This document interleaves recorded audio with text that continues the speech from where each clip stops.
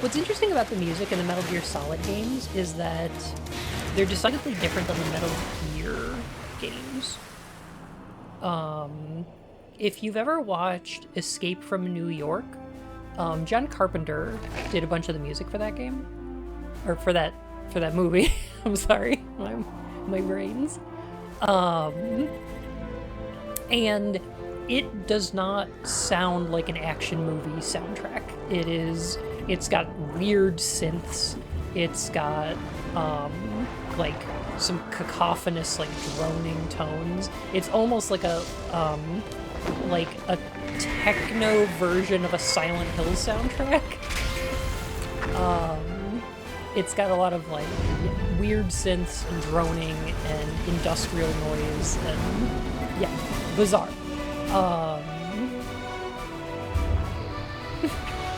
Yeah. And the original Metal Gear and Metal Gear 2 have music that sounds kind of similar to it. Like the John Carpenter soundtrack, I think was probably an inspiration for like the early Metal Gear games. Metal Gear Solid 2, Metal Gear Solid and Solid 2 and Solid 3, not so much. They go out like more of an orchestral kind of like action movie soundtrack for these ones. Which winds up working. It gives them their own like tone and identity, you know.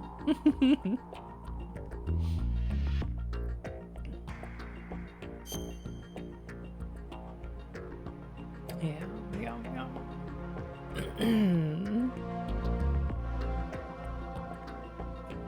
Grigson Williams chose percussion sounds in the games. Has it changed a lot because of player actions? Yeah.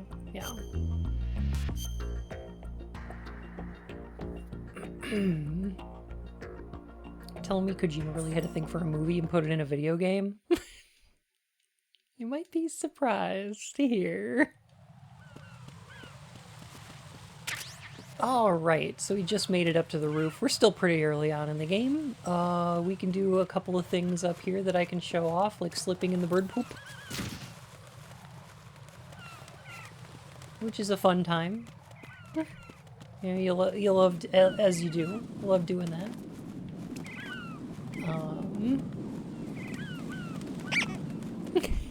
Go to PDX, thank you for the follow, my furred whiskers.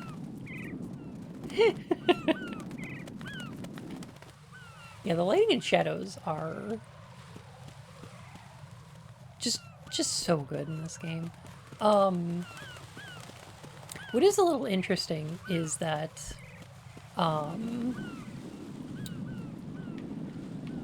so when we start out in the tanker section, it's during a storm, it's at night, and we're facing like a large structure that we have to get into. Which is really similar to when you reach the top of the elevator in Metal Gear Solid 1. It's got like the same kind of tone to it. This is very much the opposite. While the lead into this, the underwater infiltration, the elevator ride where he takes off his mask, all that stuff is absolutely an homage to Metal Gear Solid 1. When you reach the top of the elevator, it's kind of the opposite, you know? Like, there's nobody up here. It's daylight. There's, like, just a bunch of seagulls around. And no indication of what we should be sneaking into, right? Hey, Feboyako, how you doing?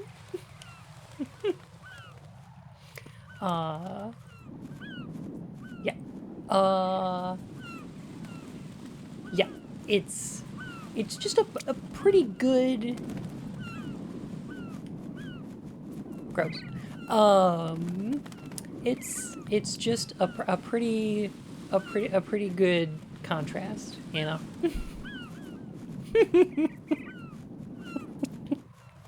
Shit on your eyeballs, I guess. Raiden's gonna get an infection doing that. Oh, that's not good. That was not good.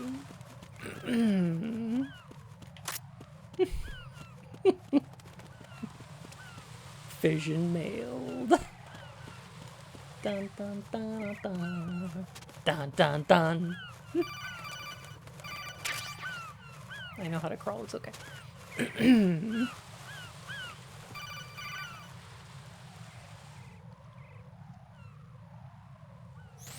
Raiden, SEAL Team 10 is in. Do we really have no line of communication with the SEALs? They don't know a thing about us. You know we work in the dark, and this mission is no exception. They said only a few people know about your presence here. There's no need for concern.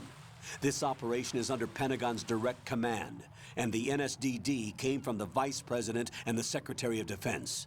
Your mission may be top secret, but it's gone through the usual channels.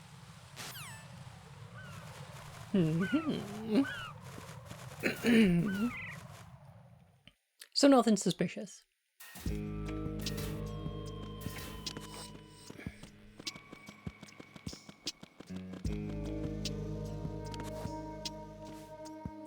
I'll go check the roof. I'll leave the first floor to you, okay?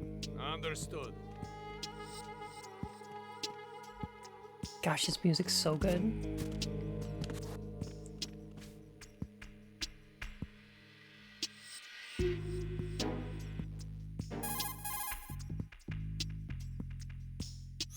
Colonel, I've located the node, but it's under heavy surveillance. I can't get in any closer. Distract them. Try making some noise to draw their attention away. How? Flatten yourself against a wall and hit the punch button. Got it. The punch button.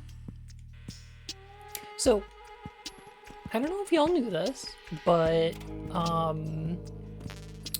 want to say a year before this game came out, a little bit before it was announced as existing. Raiden's done over 1,000 VR simulations. Doesn't know how to make noise. Yeah. Yeah, the Colonel's voice actor is Paul Eiding, and does a terrific job here. The same character, but slightly robotic in a way that's obvious when you know, but won't immediately twig it's an unnatural. Must be insanely hard when he's talking so much. It absolutely, yes. Yes. Paul Eiding sells this role so hard, and so fantastically. So I don't know if y'all knew this, but okay, so Metal Gear Solid Ghost Babel came out like a year before this game, a little bit before it was announced, and takes place in an alternate universe, right? So he is the grandpa from Ben 10, yes. He's also in Evil Zone, the PlayStation 1 game. So Ghost Babel is an alternate telling of Metal Gear Solid 1 that takes place in Gallowade instead of Shadow Moses. Yeah, Game Boy Color game. It's very cool. It takes place in a universe where Metal Gear 2 never happened. So like the Zanzibar Land events never happened, but Outer Heaven did. So Metal Gear 1 happened and then Snake retired after that. And so Ghost Babel is like an alternate telling of bringing Snake out of retirement. And it actually leads into the same universe, I believe, as the Acid games, which are their own timeline. You can kind of piece this together, but it's not like this is a headcanon, right? However, there's also VR missions in that game, where you, the player, are referred to as you, and you are being trained to become a soldier on par with Solid Snake, or more than Solid Snake, right? So when you're doing the VR missions, you're playing as Snake, and it's telling you that you are being trained to become better than Snake. And you do missions like you fight a Donkey Kong one time, and things like that. And the weird part is that when you finish all the missions, the person who's talking to you, who's just called number 4, tells you that you are now fully trained in VR a soldier to surpass even Solid Snake during the time of the Gallowade incident. Well done, Jack. And that's it. That's the end of that game. Weird. Weird. Strange. A thing. Dang it. Okay. Okay, I recovered. Alright. I didn't expect him to turn around that quick. Got one, I see. Don't leave him lying around. Hide the body as soon as possible. When his comrades come back from the roof, you don't want him being found. If they do find him, they'll be on the alert and things can get difficult. When you take a hostile down, hide the body where a patrol is unlikely to come around. You can drag an enemy personnel's body. This is how to do it. First, walk up to the body, and with all weapons deselected, press the weapon button to pick it up. As long as you have the weapon button held down, you can move around with the body in your grasp. Release the weapon button to let go of the body. We're at the beginning of the Big Shell incident.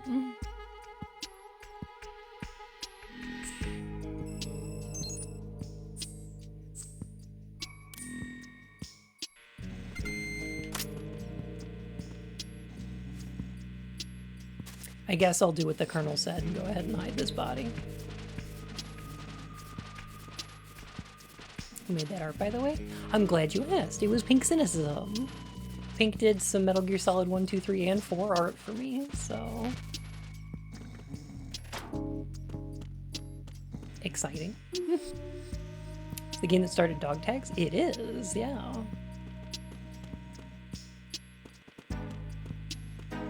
I love the detail in this game. There's like shell casings on the ground over here. A little blood from where I got shot. Like, jeez. This game's ridiculous.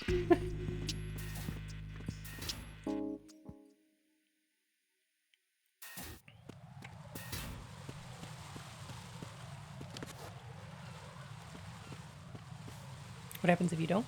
On easy difficulty? Nothing. You're fine. But soldiers will go alert if they find a body. Raiden, watch out. There are sentries posted on the connecting bridge. They will spot you if you continue on course. Any recommendations? Use the hanging mode. Hanging? Face any waist-high railing. Use and the push well-hung the action mode. button to clear the railing and hang over the side. Once there, you can move sideways while keeping out of enemy sight. All right, I'm giving it a try. Don't forget the grip gauge. It will keep decreasing during a hanging maneuver, and once it runs out, you will fall. Copy that. Wait a second. I just intercepted new intelligence on the operation being executed by SEAL Team 10. Intercepted? As I said before, they need to be kept in the dark about our presence. So we just listen in. I'm patching it through. This is Alpha Zero. We have the president. Is he safe? He is safe. What about the package? Tell the guys upstairs that we've secured the package. Easy money. Good work. Your retrieval is on the way. Come on home. Roger that. Holy! Alpha Zero, report. Damn it! Cover the president! Come in, Alpha Zero. This is Alpha Zero. We're under attack. This is crazy. Is that... Alpha Zero, respond. All Alpha, respond. Raiden, the president's life is in danger. Head to Strut B now. How big is the package? You know what? Maybe we'll find out later. I've always wanted a big package.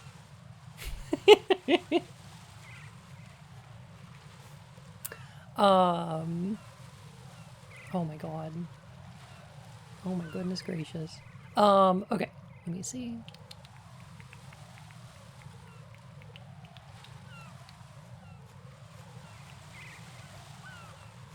How come I never see Raiden press a big button to do all these cool moves? That's a great question. I want you to think about that.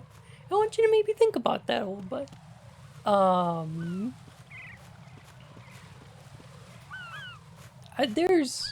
There's some things that I am excited to point out.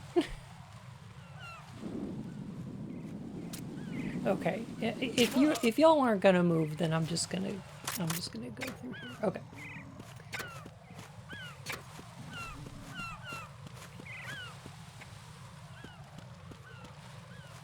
So, hey, yo, y'all remember in Metal Gear Solid 1,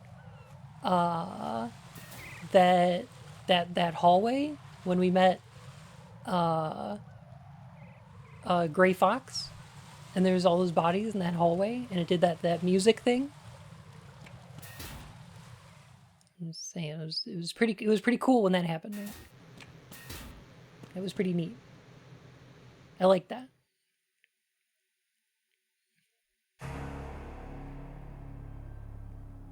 That was pretty cool when that happened.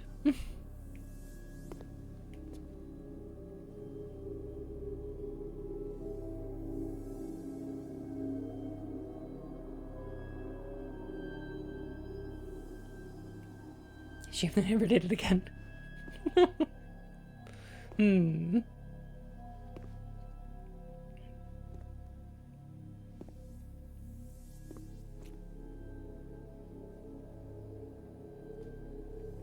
Hey, Dyer, how you doing?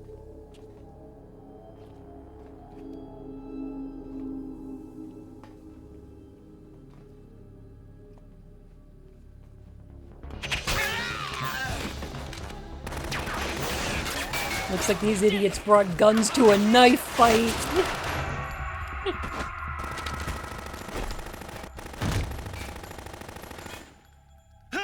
The fools.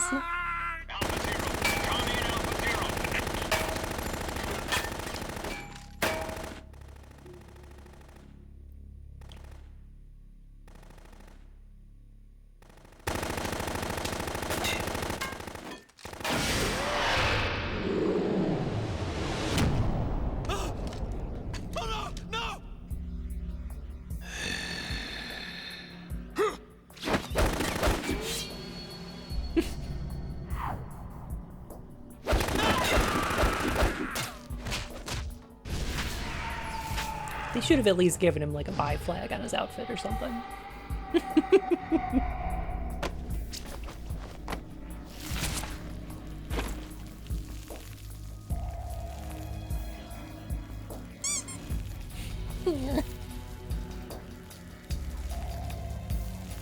The worst buy rep ever? There's worse.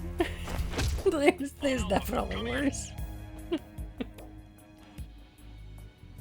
What's going on? Alpha, respond!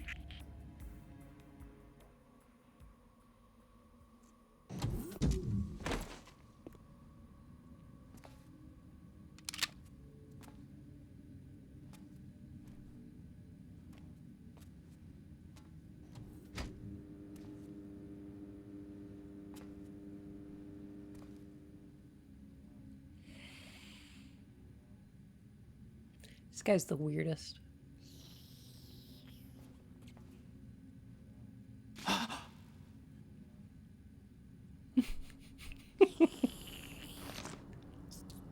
Giving him that good suck.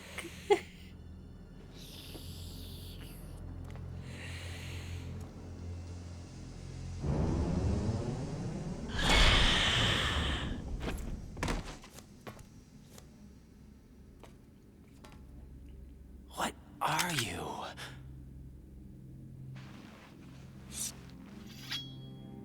This is so deeply sexual.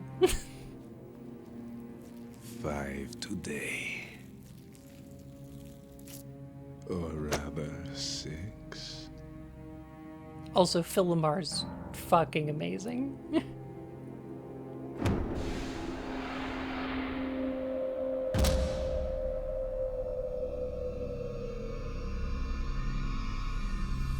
Get down!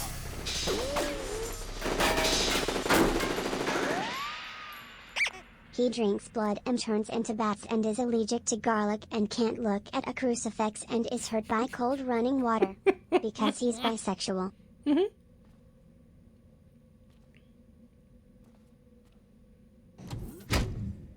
True. Philomar is Hermes from Futurama. He's like Ollie the Where is weather he? guy from Family Guy. He's Samurai Jack, and he's Vamp in this. Like he's in everything, and he's got range. It's incredible.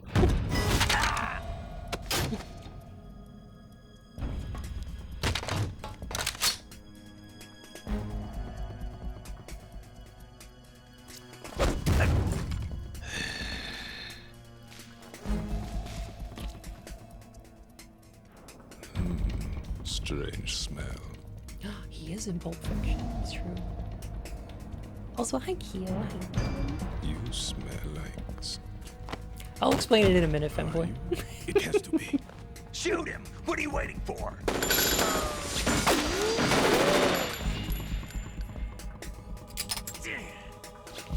Vamp, Yeah, Queen? are you all done cleaning up?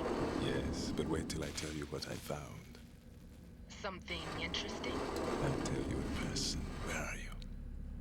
In the central unit with the president. Yes, queen. Be right there.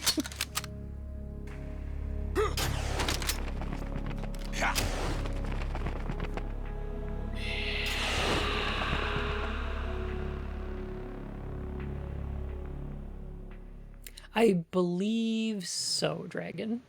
Yeah. Hold on. I'm not an enemy. Calm down. I'm not spoiling anything I don't have to talk about. My name is Pliskin. Iroquois Pliskin. Lieutenant junior grade. That's a reference to Snake Plissken from Escape from New York. Are you a Navy SEAL? How did you get in? Fast rope descent from a Navy chopper. Oh, yeah, it's those buggos we found downstairs. Have I seen you before? That suit. Are you Foxhound? I have so much to say about this. That's right. Foxhound was disbanded.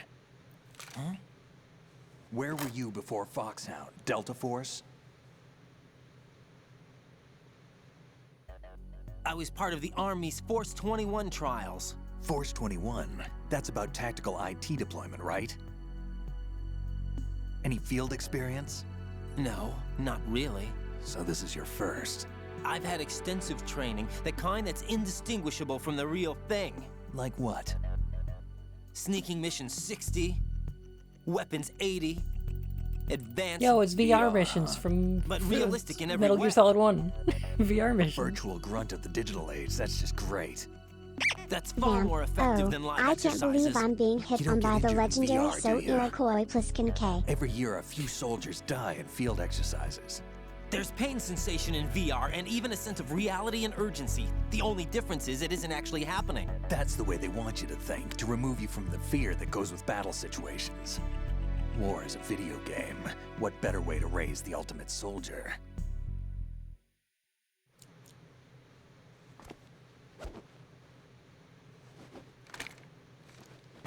So you're saying that VR training is some kind of mind control? Right. What's going on? The Alpha team from Navy SEAL 10 is dead. No, a single survivor. The kid's wired with nanomachines. What a gamer. What about the president? Looks like they took him somewhere else. I see. You said there was a survivor from SEAL Team 10. Yeah, Lieutenant J.G. Pliskin. Has he seen your face? What? This is a top secret mission. No one can know that we're involved. It's a little too late for that. Oops. What's up? Take a look.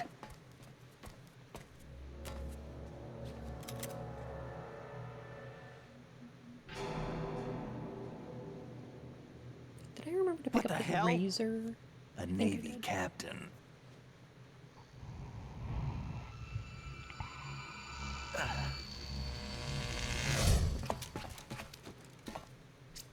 You all right?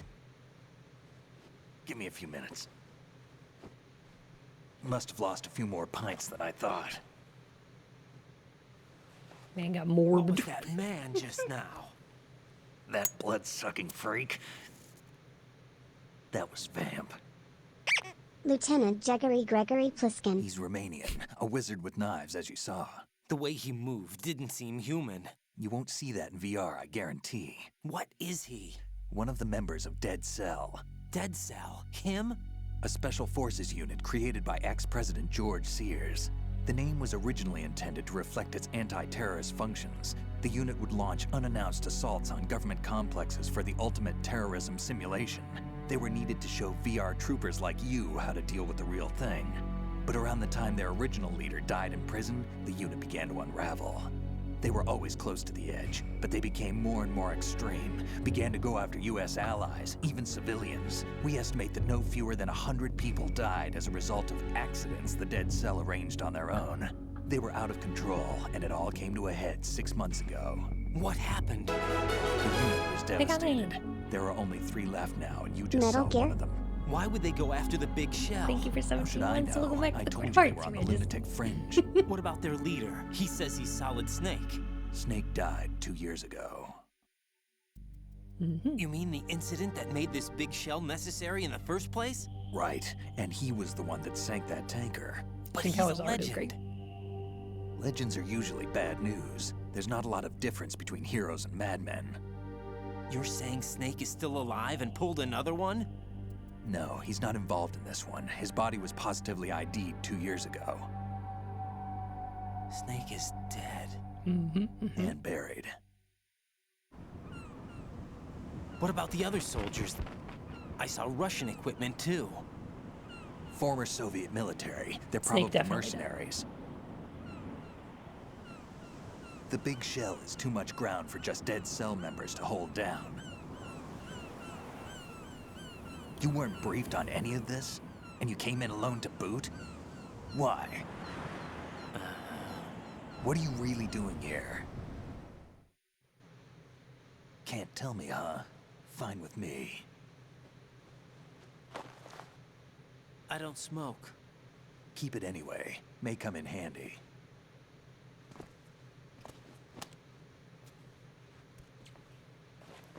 Take this too.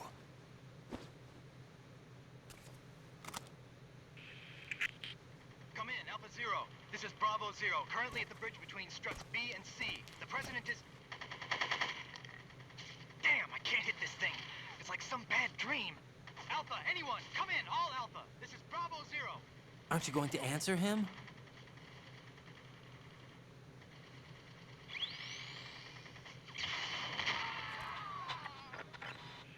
The BC connecting bridge. We need to get there. Can you handle it? I need a few more minutes. Remember my frequency. It's 141.80. 141.80. Got it. I've been briefed on this plant's layout. If you need information on the place or about Dead Cell, contact me. You're using nano communication, right? Yeah, but I can patch into your frequency.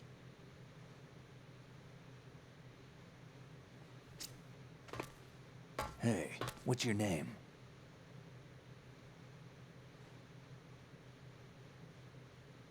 Raiden.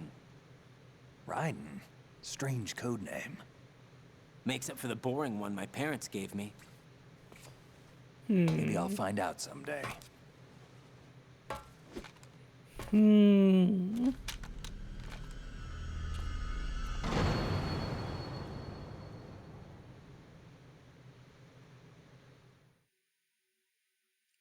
Code name did your parents give you? Well, he was called Snake before they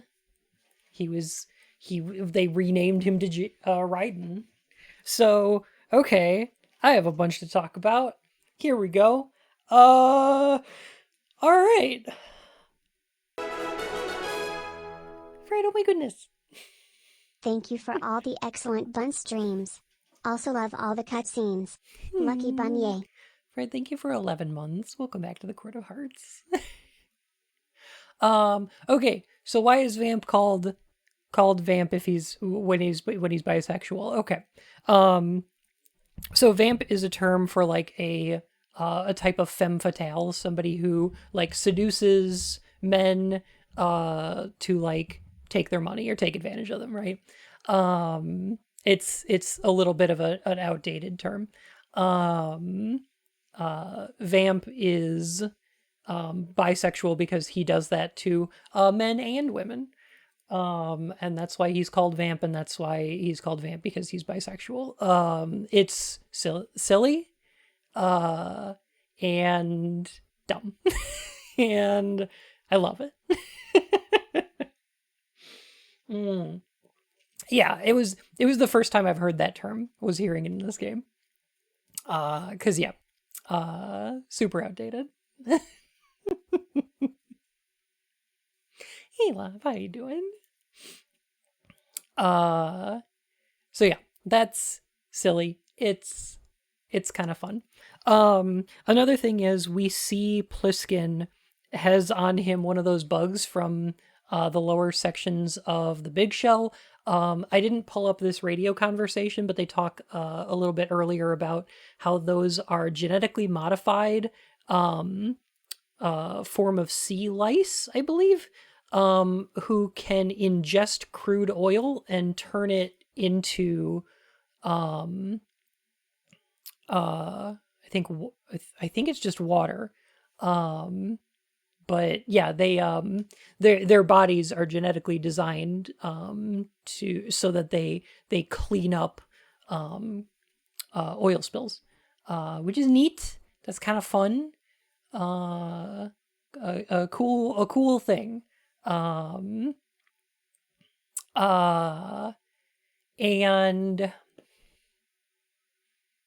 you make an assumption based on what you see, but the actual reason for that his name is different, I'm sure that has nothing to do with the game. Yeah. So there's two things going on with Raiden that I love, okay? And one of which is the way that this game wants to make it does feel like a reference to Oilix, right? This game wants to make you feel some connection to Raiden in like a player character relationship. Like it wants to pull you into Raiden as a character, but it also wants to contrast Raiden with Snake every time it can. It's going to do that, right? So you'll notice both of these things happening because the game knows that the player wants to be Solid Snake because the player theoretically has played Metal Gear Solid 1 and wants that kind of experience out of a sequel. This game wants to pull the rug out from under that player. So it at any time it can, it's going to provide similarities in situations between between Metal Gear Solid 1 and Metal Gear Solid 2. But it's going to contrast Raiden and Snake's like behaviors and looks and all of that stuff. But it's also going to try to pull you into being Raiden. And it does this mechanically and thematically in really interesting ways. Sauf de l'ice ardert tout dit long with de crude oil from the tanker with shadow crude oil long with du tout it carrying metal gear. Got it. In order to cover that up, they actually they sank another tanker there. They sank a tanker full of crude in the same spot to cover it up, actually. I believe that's what they say later. It's silly.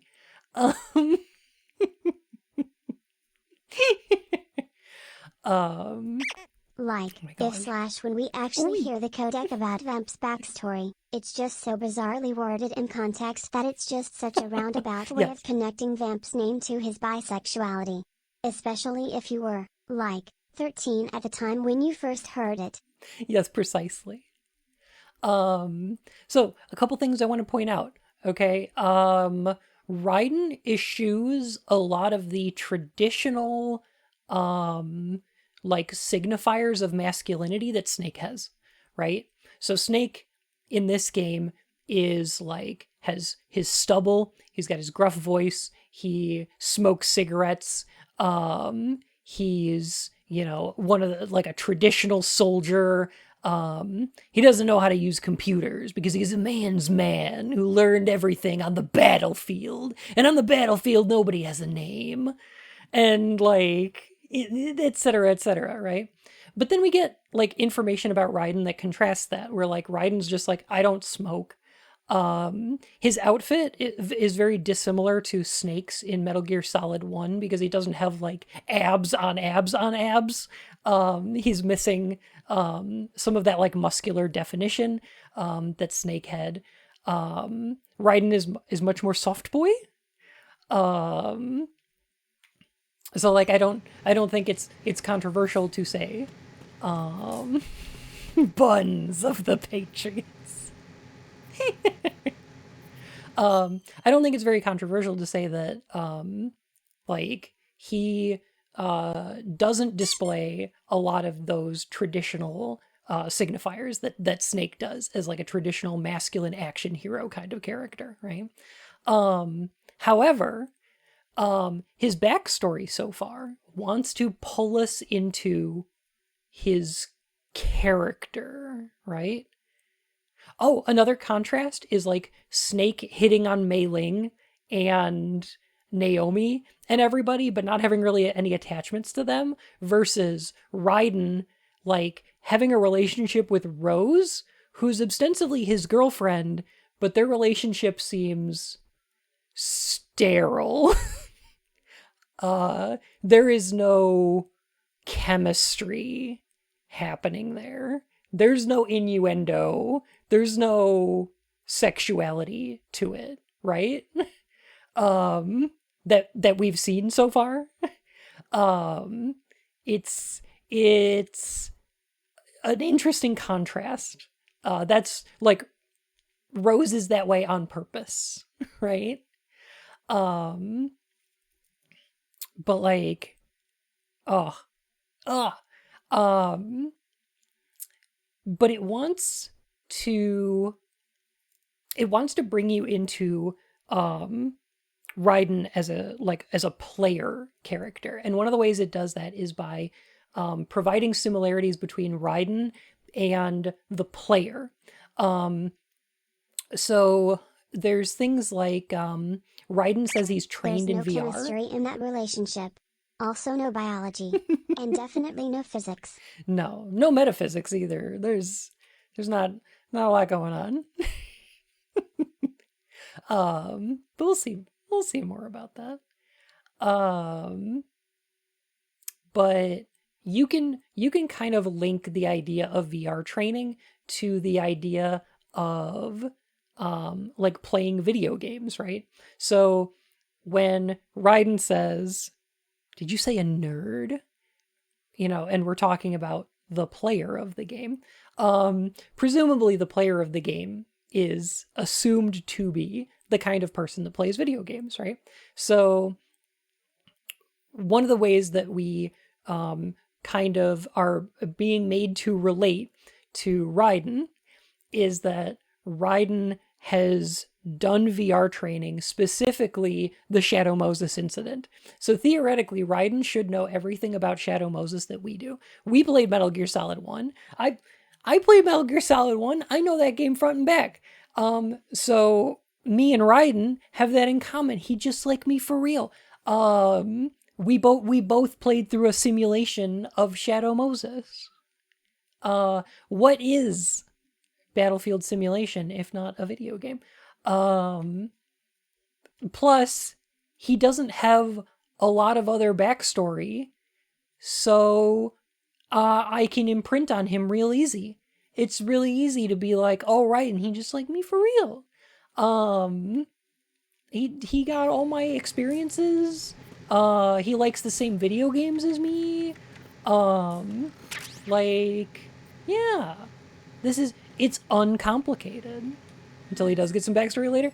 Yes, but that's the subversion. So we're going to wait on that. We're going to wait to talk about that. Because that's where they pull the rug out from under you. Also, you can point your gun at Snake and he gets real mad about it. Think you can shoot that thing?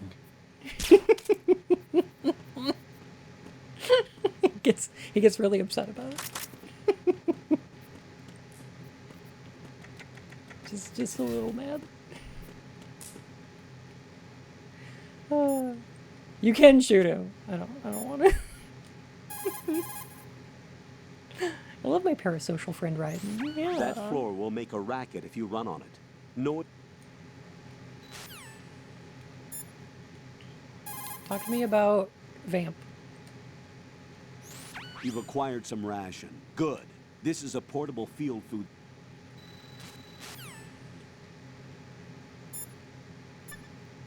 Uh, 140.80? No, 141.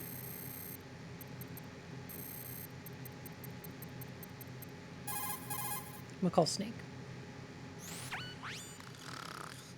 He's asleep? Okay. Alright.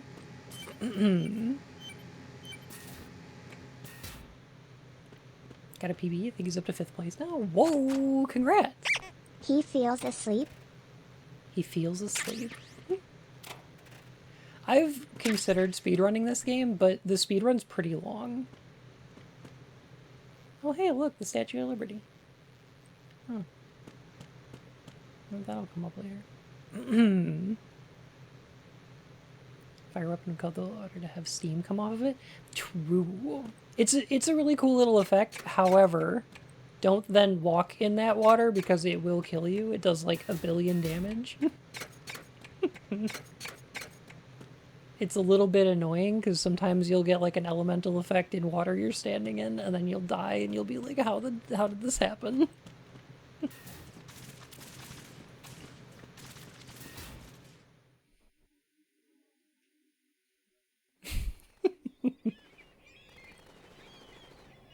Raiden does seem pretty breathable. Yeah.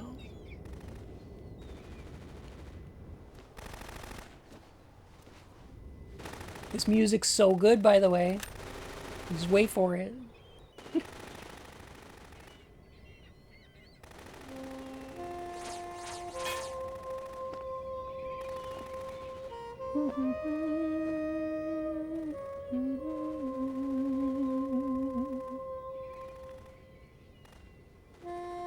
It's dud time.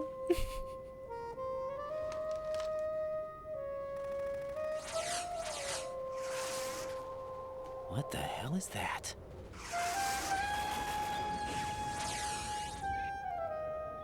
Come, put me out of my misery.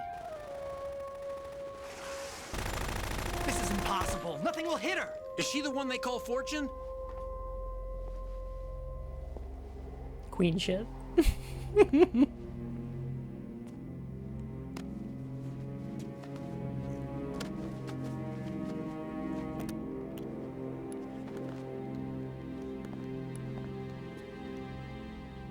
Queen. Heck. Don't let them take the president!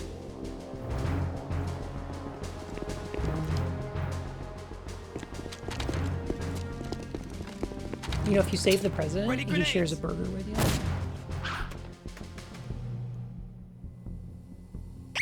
Fully half of why Fortune is so cool is because of her theme. Dude! Damn, best line in the game.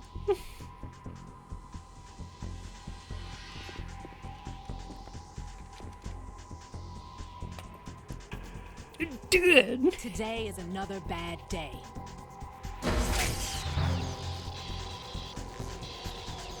Is there anyone here that can give me happiness?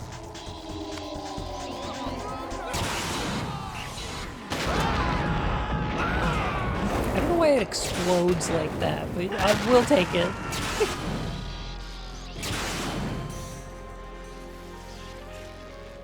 We take those.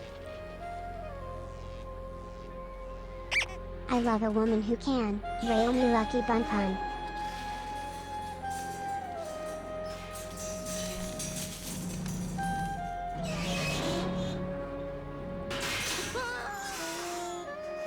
I'm speedrun while watching. Bless the run.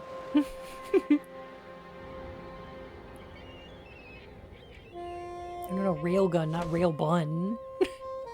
I mean... I'm so sorry, my beauties. I'll see you again someday. I mean...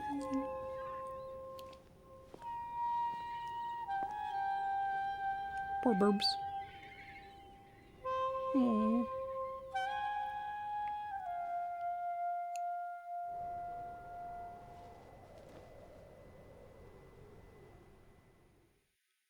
This game's wild.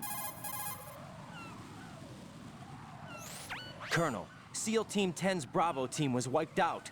I see. What happened to the cargo choppers? Both of them are at the bottom of the harbor. Looks like your new hosts have a Harrier too. A Harrier? What is this? Calm down. It just means they anticipated the attack. What?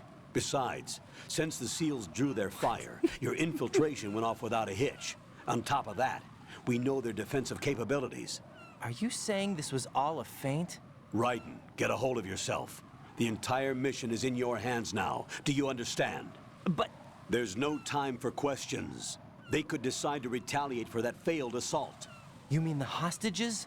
No, Raiden, no cooperation. Yes. Only rugged individualism. The possibility that they'll blow the whole shell. If that toxic spell does take place, it'll devastate not only the harbor, but poison the coastline for generations. Raiden, we've had to adjust the mission objectives. The priority is now on removing those C4s that the terrorists wired over the big shell. The president can wait, but this can't. Colonel, you know I'm no bomb disposal expert. That's not a problem. The Bravo team brought an explosives pro in with them. He was supposed to stand by on Strut C according to their mission plan. You should find him there. Is this according to simulation too? What are you talking about? Get to Strut C and find him. Understood. What are you talking about? But I need to ask you something before I go. Make it quick. Who are they? Dead Cell, I mean. They couldn't hit her no matter how hard they tried. And that vampire too, it's like being in a nightmare you can't wake up from. Jack, snap out of it. And you, Rose, I can't believe you're on this mission. I keep thinking I'll wake up. Raiden, this is real. And that's why you won't wake up. But nothing seems real. I've made up my mind to stay with you. Whether this is real or a bad dream, I'll keep watching you till it's over. Thank you, Rose. And I won't let you be just a dream. Are you two done? Raiden, you're needed on Strut C.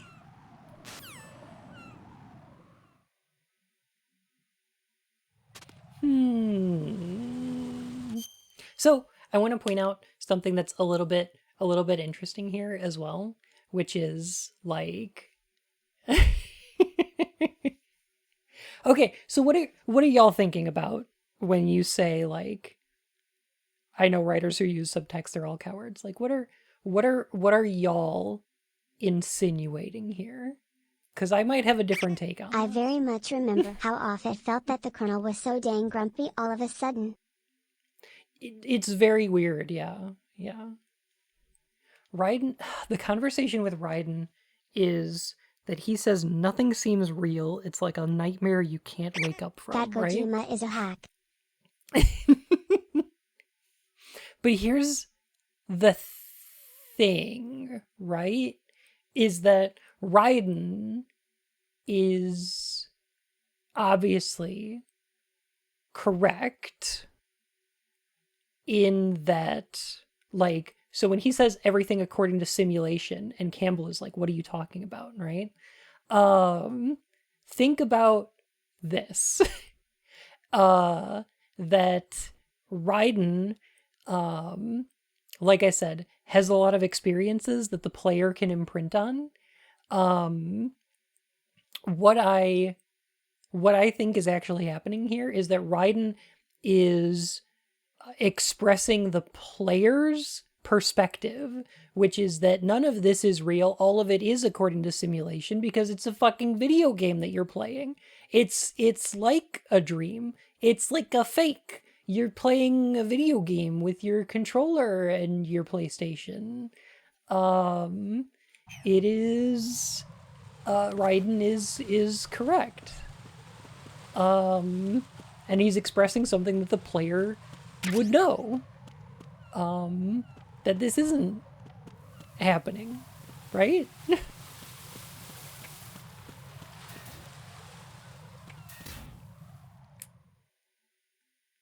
Right? It depends on the subject. If they're trying to avoid saying something that should be said, they're cowards. If they're using it to say multiple things at once, then it's acceptable.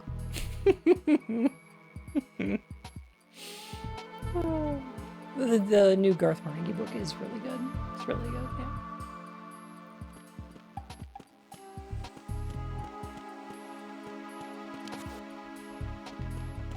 Hacking mirrors in a video game. Amazing. Amazing.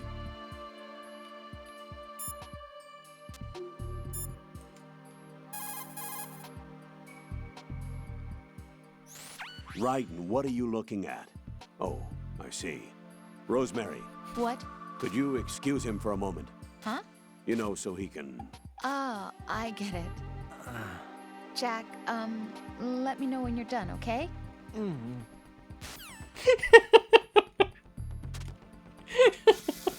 Okay. Alright, just alright.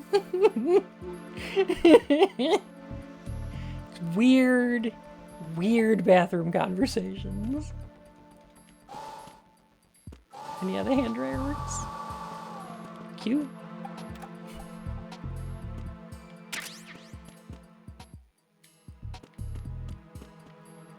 Jace, how you doing?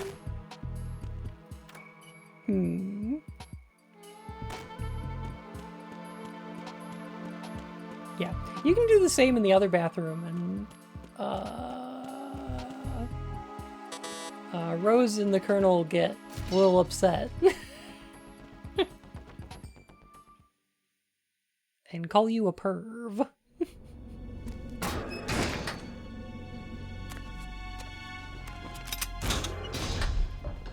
Freeze!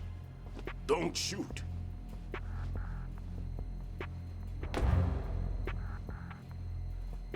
You a cop? He's Stillman. I'm not NYPD. I came in with the Bravo team.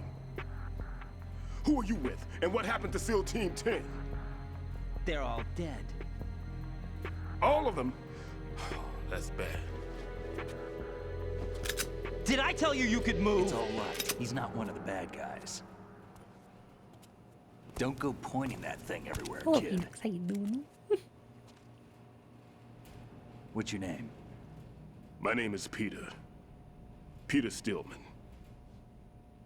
I'm lecturer at Nav Scolio at Indian Head. Also a consultant for the NYPD bomb squad.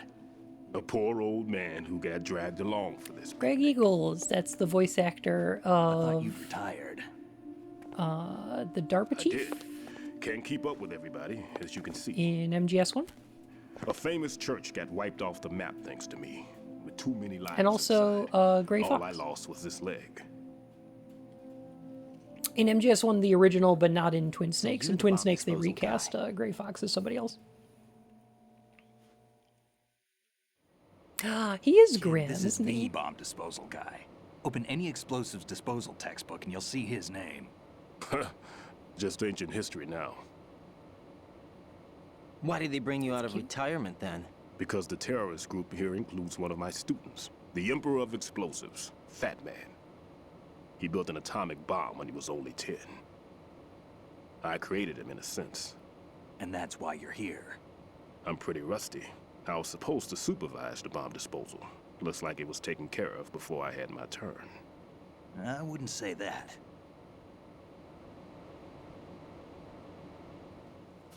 There are at least 2 people here who can claim to be experts at bomb disposal. Are you two with SEAL Team 10? I didn't see you at the mission briefing. Oh, we're with another squad. My name is Pliskin, Lieutenant Junior Grade. Honored to meet you, sir. Mr. Pliskin, do you have any experience with explosives disposal? Don't worry about me. And he looks young, but he can do it. But we need more manpower. I'm, What's your name? Ryden. That's an odd name. Any other survivors? What a There was weirdo. also an engineer with me. An engineer? A skinny guy. He went in with us. Where is he? I haven't seen him since that skirmish. Was he killed? I don't think so. I didn't find his body. I see. They told me he was a security systems architect for the big shell. Why would they take a civilian along? Everything in this structure is computer controlled. He was supposed to get us past all the security measures. I never heard anything about that. He had official orders with him. We'll leave that for later. Right now, we need to figure out how to deal with all the bombs. But there's no one left from the SEAL's EOD squad. Yup, so we have to do it ourselves. But I've never defused a bomb before. Hold on a sec. Off to confer with the CO again?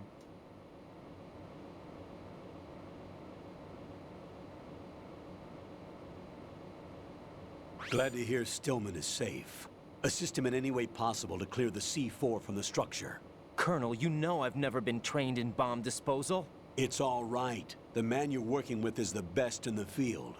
All you have to do is follow his directions. You will, of course, keep your identity and mission objectives to yourself. Is it true that an engineer came in with Stillman? I wasn't informed of that.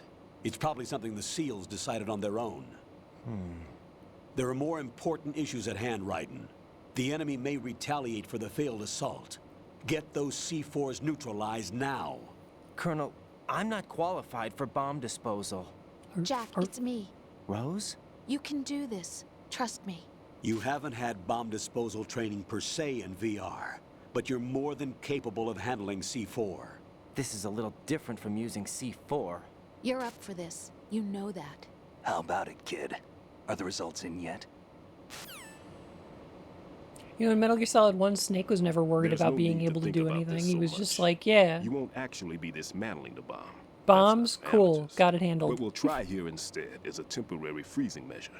Here, look at this.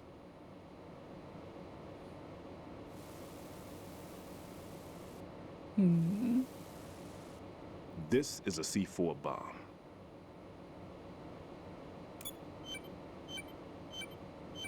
It's live. You can see it pulsing. Now you spray this on the sucker and there we go. Move the camera. Simple, You huh? can. The spray freezes the detonator instantly. How long does the effect last? There's no way the thing can detonate in this condition. Even if you leave it alone, it'll stay out of commission for at least 24 hours. That's enough time. If we had the manpower, I'd recommend complete disposal. But this will have to do. The spray can be used from several yards away. Now check the floor, ceiling, walls, under a table, everywhere. Try to imagine the locations the bomber would choose. That won't be easy. We don't know a thing about Fat Man. Is there anything that'll help us locate the bombs? Here, take this with you. It's what they call an ion mobility spectrometer. It can recognize ionized gas emitted by C4s. The what? In other words, that little gadget sniffs out C4's scent. That's right. They're musky little I've bombs. established a link up with your radar network, so any scent detected will be represented visually. Have the sensor activated and keep It your sniffers. eye on the radar. What if he's using some other odorless substance? Sniff I is know the bomb Fat Man stink. well. I know how into his own aesthetics he is. Signatures? Yes, on every bomb he builds, he always leaves a trace of the cologne he uses. The sensor also picks up that particular scent spectrum. Is that something he learned from you? No, it was his own quirk. He wouldn't work by any rules except his own, and he followed them like a religion. And common sense wasn't one of his strong points. I thought I taught him everything I knew. I have no children of my own, and I bomb thought smell? I found a son in him. The He bomb had the smell right as well? stuff, you know. There's something very unusual about an ability like that. Even at Indian Head, he got special treatment. I remember some people called him one of the fat cats. Maybe that's what started all this. I didn't teach him the most important thing I had to tell him. There are some things you have to pass on. The trick is to know which one. Right. All I taught him was skills. And now I have to stop him from using it to destroy us all. Let's see how well that sensor We skipped works. ethics and just All told right. him he was incredibly gifted all the time. I'm activating. We just Watch. told him all the time how gifted he was. See the green stuff on the radar? That's a visual representation of the Thank you C4 for the scent follow. detected by the sensor. It's a pretty big area, isn't it? Don't complain. It's better than nothing. Just activate the sensors and search the area, okay? All right. Don't forget that you need the radar to use this system. Log into the node at every strut and turn the radar on. We have to keep out of the enemy's sight, too. Because the radar gets knocked offline when we're spotted? Exactly. Fat Man would have allotted some C4s here in Strut C as well. Here?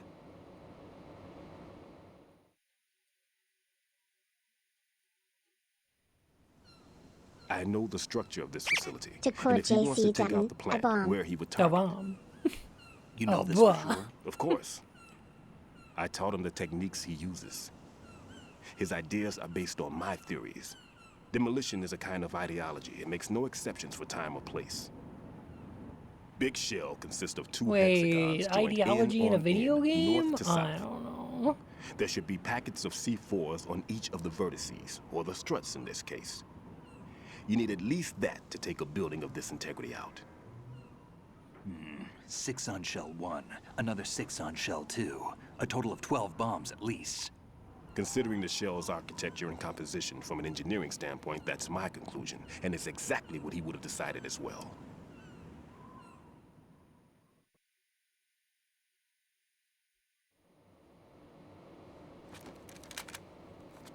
Kid, this place is all yours. I'll take care of Shell 2.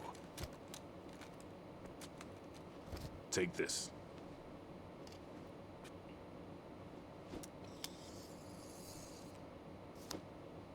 What's this? Level 1. Security card, issued to Shell personnel.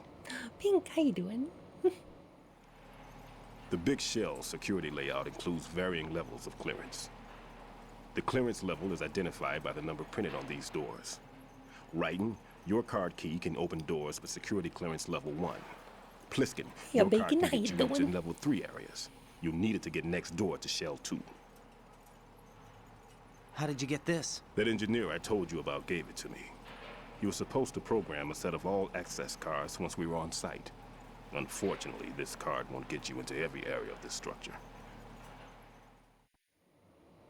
We'll have to deal with the remaining security lockouts as they come up. This bomb Let's disposal get going. part is so clever. You stay here. No, I'm going. The two of us can handle it, don't worry. But you'll just slow us down with that leg of yours. There's a war going on here. I don't have time to babysit anymore. You'll just slow me down with that leg of Why yours. don't you Isn't just that let us exactly handle the what he grunt tells work? You can Otacon? tell us what to do over the radio, like in the original mission plan. all right. I'll give you instructions from here. I may also need to prepare a backup plan. just After in rescuing case. him from the locker. In case of what? That he pissed in. Good luck to both of you. This is a dangerous one. Who dares, wins. If anything comes up, let me know. My frequency is 140.25. Good luck, kid. I'll see you later. Semper Fi. That man's no SEAL. That's I the don't even think Marines. he's a Navy man. What? Semper Fi. Marine Corps talk.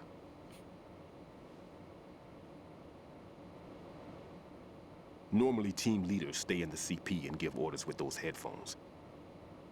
And as far as I know, SEALs keep their officers away from the field. Mm-hmm. And Who Dares Wins is a model of the British Special Air Service.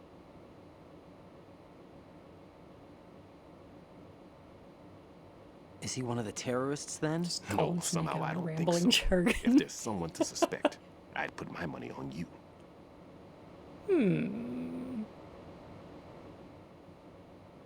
I'm... Just take care of those bombs for now. You're wearing the most What weirdo about you? outfit. They could be back in this area soon. You've got the strangest code name. I'll Yeah. hide out in this pantry for a while. If I lock the door, it What should are be you all right. riding? That dick? Plenty of food in here too, so you don't Sorry. need to worry about me. I'll give you instructions by codec from here. Good luck, kid. Bomb disposal is a face-off with your own mortality. Don't let the fear get to you. When you give in to the fear, the darkness comes.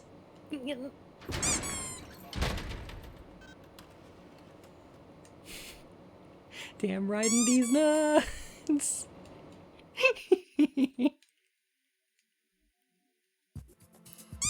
Okay, so couple of things. Did the flash hit the bed yet? No, it hasn't actually. I don't think so. Okay, so here's some fun stuff. One, a character supporting us via codec who hides in a locker. That seems similar to Hal Emmerich from Metal Gear Solid 1. This character has the same voice actor and a similar appearance to the DARPA chief, but also gives us information about a computer nerd that might know things. Similarly to the Arms Tech president. There's also similarities in that in order to get to the Arms Tech president, we actually had to run around and plant C4 because Foxhound in Metal Gear Solid 1 bricked up a bunch of entrances with concrete. And we had to blow them up by planting C4. And in this one, we're running around disposing of C4. So it's like a contrast to what we did in Metal Gear Solid 1. But this scene, this part of the game is so fucking brilliant. For one really, really tiny detail that I think a lot of people don't talk about. And that's that when you equip the coolant, you are forced into first-person mode. Metal Gear Solid 1 doesn't have a first-person mode. Like, you can't play it in first person. But in Metal Gear Solid 2, there's both a first-person mode and you're forced into it for doing the coolant spray, which is a way for the game to put the player into the mindset of being Raiden. The game is trying to make the player associate themselves with being this character by forcing them literally into first person mode. You're looking through this character's eyes, he's you. Yeah. It's good. If you need to talk to me, use the codec. If you need to talk to me, use the codec.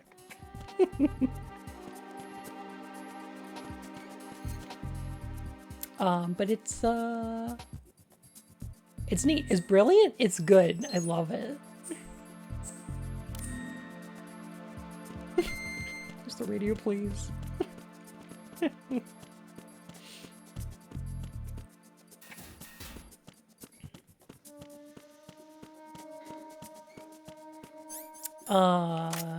Hey, Wallermelons. This is a reference to the previews for Metal Gear Rising, where Raiden cuts up a watermelon with a sword. It's not actually. I'm just joking, but that is a thing that happened.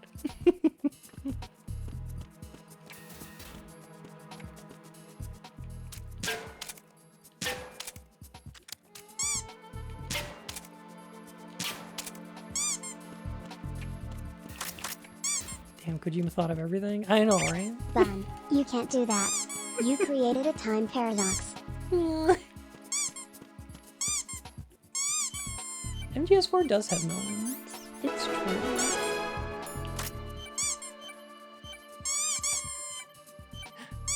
Oh my goodness. Oh my god! Thank you for 25 months. Welcome back to the Court of Hearts, Your Majesty. What did I do to earn all these tarts? Oh my god. What did I do?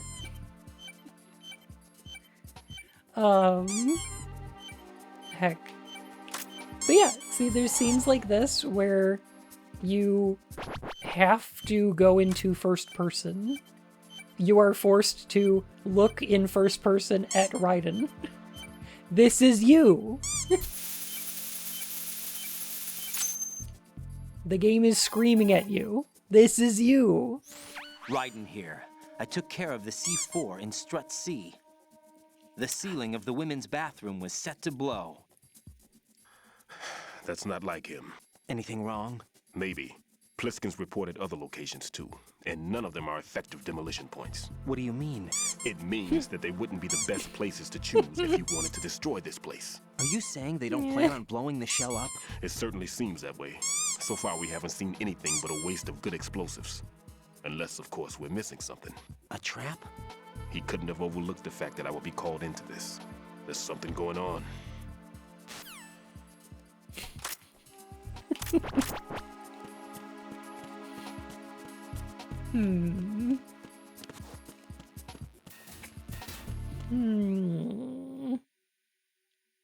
Gosh, I love this game.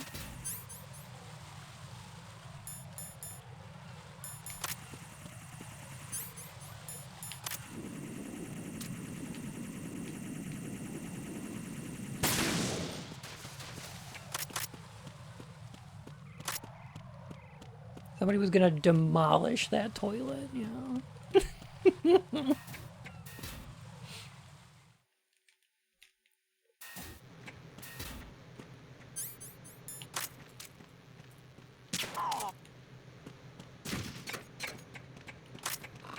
Oh wait. I think I got time. Is it a PS2 game? It is. I mean, this is the PS3 version of it. But it's a remake of, there's a remaster of a PS2 game.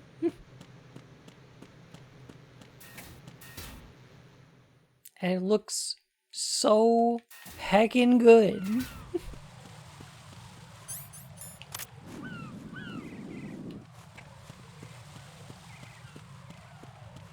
Which of the Metal Gear Solid games is your favorite? It's this one. This is my favorite one.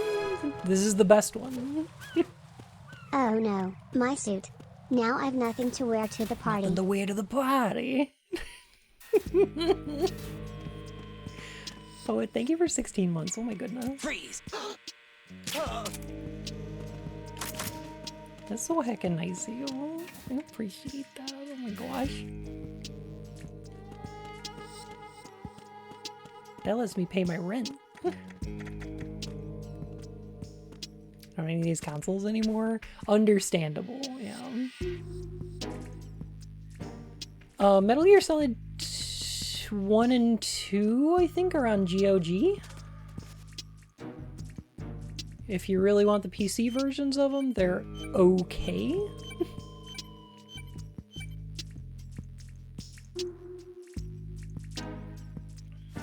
4 is pretty good. I really like 4 as well. Liz, how's it going?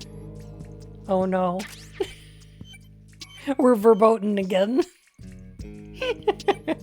Liz, how are you doing? Oh my goodness. Fanboys are verboten. Because I'm This is for right. 21. The C4 found in Strut my A God. has been frozen and disposed of. Explosives were planted in the pump room on the first floor. The pumper room. This is all wrong. I got This to is mine. something only an Cool. amateur would do. Cool. What do you mean? All the bombs that have been found so Decibels. far don't appear to be in the right kind of locations. And the quantity of explosives isn't sufficient either. Even Fat Man can make mistakes, right? No, there's something else going on here. Get a move on with the disposal right.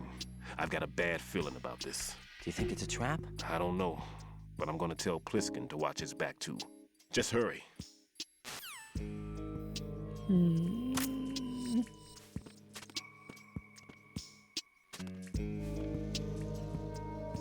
my god, this game is so good. You've never played a Metal Gear Solid game? Well,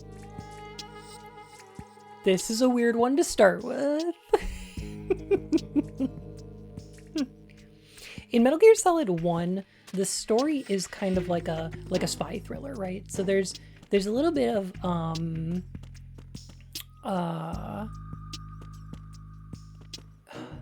there's a tiny bit of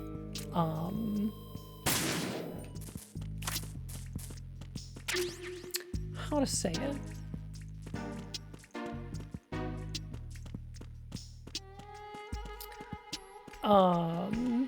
And 3 is a pretty good one to start with.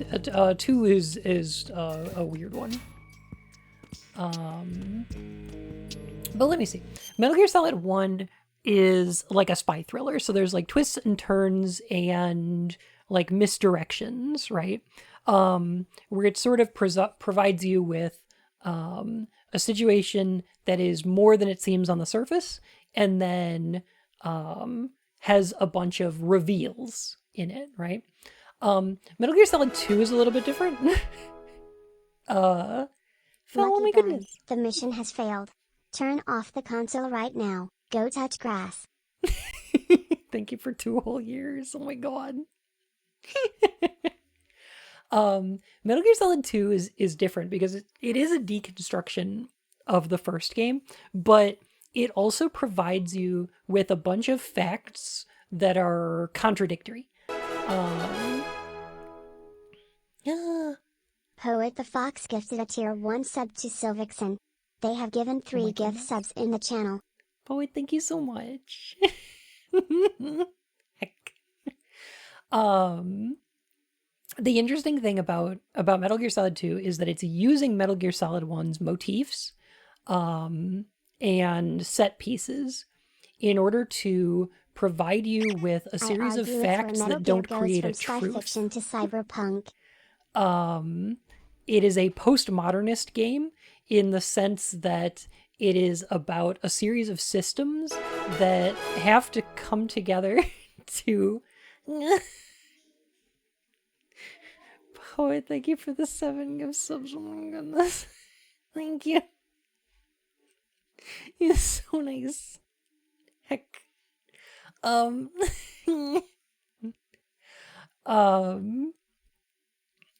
To provide you with a bunch of facts and information to create a situation which does not have a singular truth, which requires the player to decide what information to believe and what to discount. It's something that I've never seen a video game do before or since.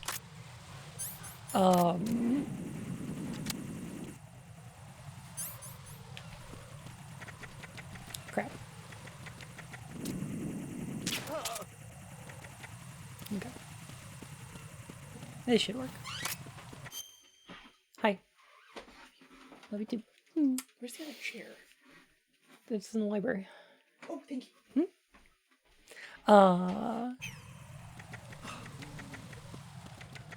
Ended up being weirdly prescient for like how many years later? Decades. This game came out in 2001. But Lucky, when do we get to the Lalalulalo? Oh, we're getting there.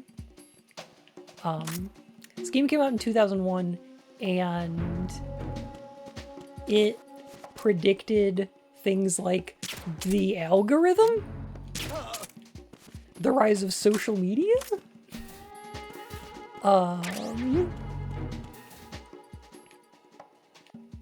we do have a library.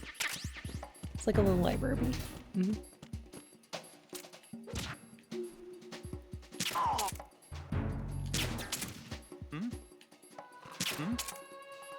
There's somebody there.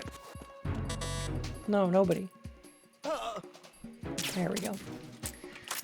Oh.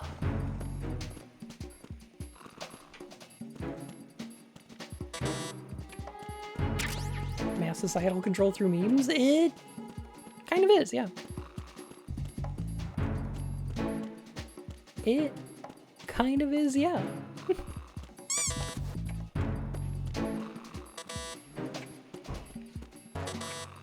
All doors locked? Okay. Big Chungus.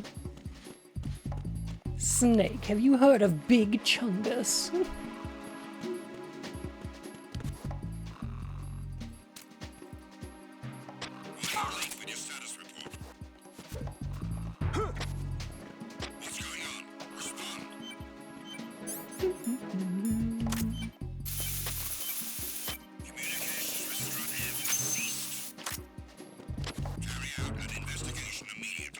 I gotta get out of here quick.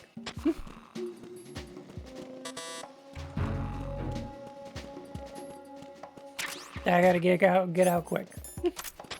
The situation is normal. All clear. Dumbest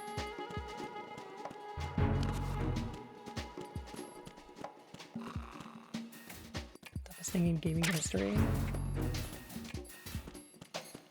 Lolly Lule Lo is interesting because it's I've explained this before, but so some people call the Patriots the Lolly Lule Lo, and the reason for that is because the Patriots don't like to be talked about. And so people who are under Patriots' control, who have nanomachines in them, their body rebels against talking about the Patriots, and causes them to make sounds that don't exist. So in Japanese, the language is syllabalistic. So you have a consonant vowel for every consonant, except for N, except for, some other stuff. So you have like ka, ki, ku, ke, ko, or ra, di, ru, de, ro, or fa, fi, fu, fe, fo, right? So like all of those like exist. But there's no L sound in Japanese. So the idea of la, li, lu, le, lo is sounds that have the shape of Japanese syllables, but there's no letter for them. They don't exist in Japanese. So they're sounds that form like Japanese letters, but they just don't have a letter for them. There's not an L phonetic, no. There's not really an R one either, because the R and D sound are kind of the same. Like it's da di do de do. Like the R sound is a little bit different, but like no, there's no like L sound. So it's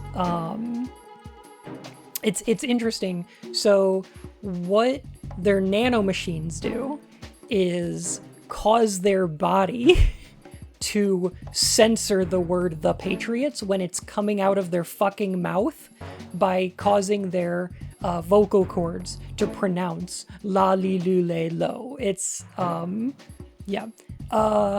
it's weird, kind of silly, but yeah, that's why they're called the Lolly Lulelo, is because the words the Patriots are like a shibboleth. They're knowledge that must not be spoken.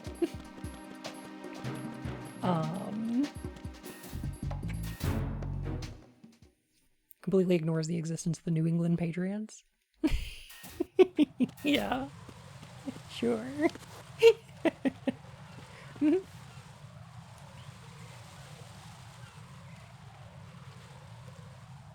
was also used as a call sign by American forces during World War II. Interesting. We're also going to see other American call signs from World War II in this game. So that is going to be a thing.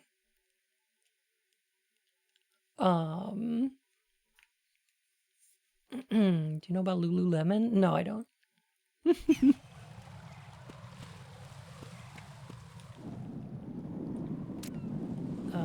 This fucking guy up here, let me tell you.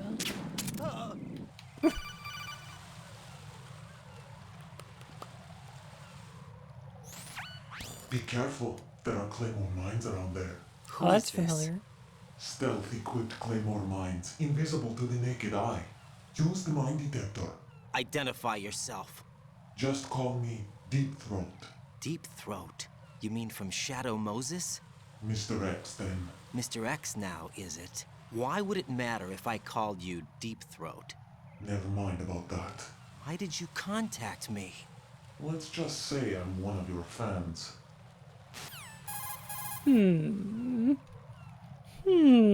Colonel, someone calling himself Mr. X just contacted me. Do you know anything about it? No. And whoever it wasn't a burst transmission.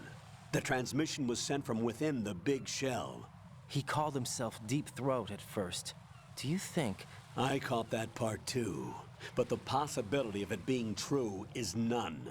Gray Fox was the one who used that alias in Shadow Moses, and he's dead. Is it an enemy trap? Could be. Exercise extreme caution. Oh, that's awful. Okay, so I want to point out something right here, which is really quick. Yes, exactly, Dragon. So in Metal Gear Solid 1, when you get a call from a static signal who says, "Be careful, there are claymore mines around there." This is from one of your fans, right? Did you see the game last night? Yeah, the Lolalulilo sucked. Get him, boys. When he says, in Metal Gear Solid 1, when Gray Fox says, "Call me Deep Throat," Snake says, "From the Watergate incident." But Raiden says, "From the Shadow Moses incident" instead. It's because it's a meme. That's become mimetic information. It used to be there was one cultural context for an informant calling themselves Deep Throat, right? But the context of that has changed because of the events of Metal Gear Solid 1. So like it has become mimetic information in a way that gives Raiden a different impression of that character than Snake would have had, right? It's shifted the context. It has changed. Oh god, I love this game so much. I don't understand anything you just said. None of those words are in the Bible. No, this game wants to use some of the like names and characters and situations from Metal Gear Solid 1 to change their context and to give you something different out of them, to take the player's expectations of what a sequel should be doing and to pull the rug out from under them. This game wants to use the idea that it is called Metal Gear Solid 2 in order to fuck with the player in the best possible way. Call me Lucky_Bun. From the Shadow Moses incident? That's the one, yeah. Raiden is a virtual reality trained operative in Shadow Moses, is what Raiden was trained in. Yes and no. Because here's something else that's interesting, is a year before this game came out, and a few months before it was announced as being a game, there was a game released called Metal Gear Solid Ghost Babel for the Game Boy Color. That game is pretty good, and it takes place in an alternate timeline that is decidedly non-canon, where Snake has to go to the Gallowade Fortress, I believe, instead of Shadow Moses, because Metal Gear 2 never happened. And it's about the same time as Metal Gear Solid. However, it also has a bunch of VR missions in it. And if you finish, like during the VR missions, there's a voice that talks to you, the player, and refers to you as you, and is like, you are going to do a bunch of simulations, and eventually you'll even surpass Solid Snake. This voice is called Number 4 throughout the course of the VR missions. But when you complete them, the voice says... The informant's name is Deep Throat from the Glucky Gluck Gluck Sucky Nutty Lucky Bun Gasm Lucky Bun Down movie? Yeah. That's the one, yeah. If you complete all the VR missions in Ghost Babel, some of which are very silly and have you, like, fight Donkey Kong, Number 4 says, "Congratulations, you have surpassed even the skills of Solid Snake during the Gallowade incident. Good work, Jack." And that's it. That's all the information we get about that. Which is interesting. So that's cool. Game Champ video that released recently. She makes a video about this. Game Champ's great. Yes. Yes, she did. Super good. Yeah. So that's interesting. One. Two. One of the things that this game wants to do is to, with Raiden's character, this game wants to do two things. One of which is to draw the player into associating themselves with Raiden. It wants the player to be able to think of Raiden as them, right?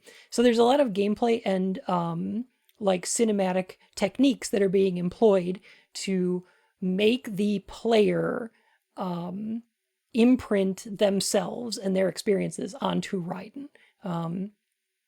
So one of the first things that happens when you start playing as Raiden is that you get to enter your name and birthday. That's you. Raiden doesn't have any field experience, but he has trained in VR, including training in a VR version of the Shadow Moses incident. But I played Metal Gear Solid 1. What's a VR simulation if not a video game? I've done that too. He just like me for real. Like there are little things that this game does to make Raiden a really easy character to put yourself into the role of. Like he doesn't have a lot of backstory going on. He's got a lot of just kind of a blank slate that the player can imprint on, you know. A little bit of an everyman. And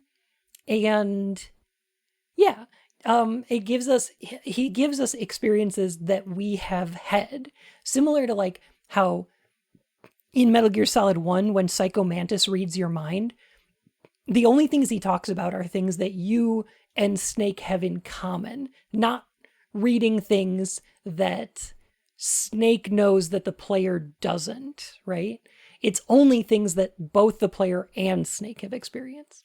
Or even just the player has experienced when he like tries to move your controller across the floor.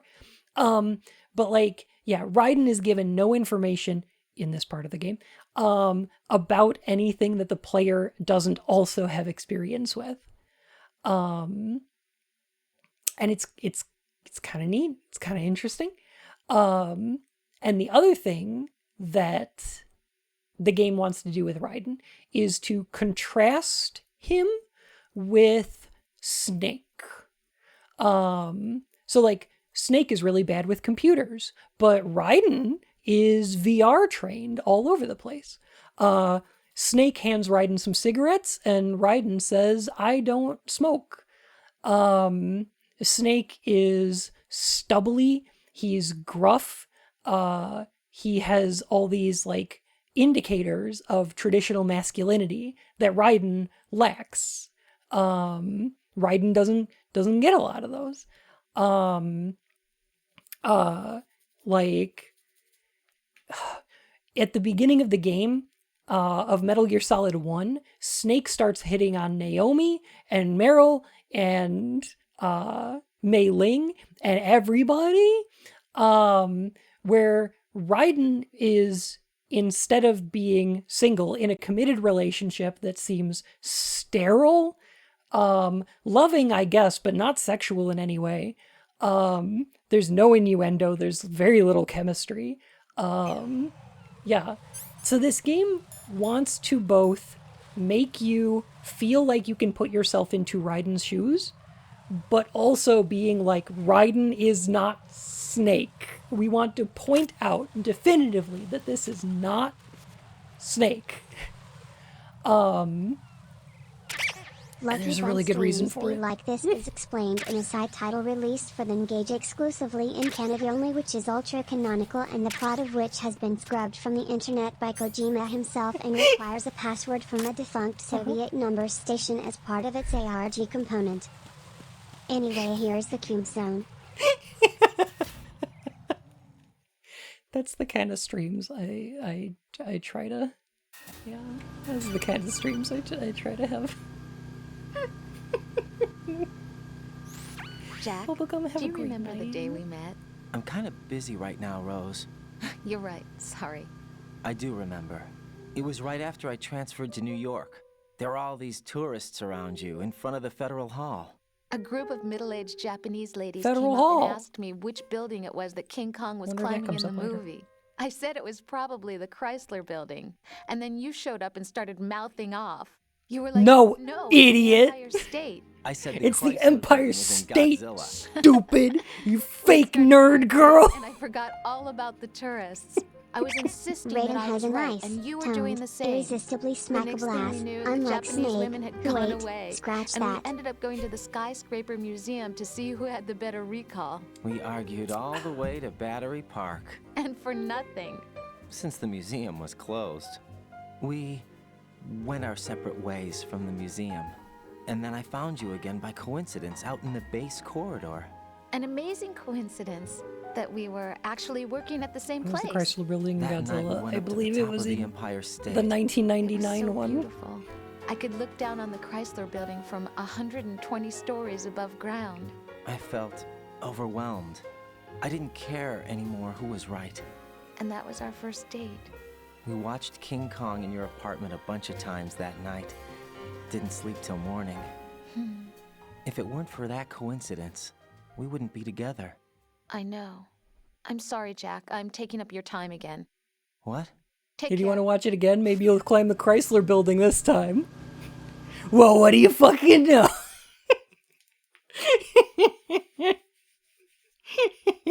Okay. Hey, you know Is what's this kind of dialogue funny about meant to that? be awkward? Two people explaining things they both know to each other? It's meant to be a little bit awkward, yes. Hey, I wanna point out kind of a dumb thing that I think is kind of funny, and that's that Raiden is to King Kong as Snake is to Godzilla. That's part of what this conversation is alluding to. Solid Snake is a monster made from science, from the nuclear age. He was involved in nuclear testing, and genetically created to kill other monsters. That's his thing. That's what he does. Raiden is, we will find out later, a beast from nature who was brought to the big city and fell in love with a woman. And yeah, no, like, no, like, come on. It's dumb, but like, they took Raiden from the wild and brought him to New York, and then he fell in love with a woman. That's the reference. That's the character. It's it's dumb, and if intentional, I love it. I believe it's deliberate.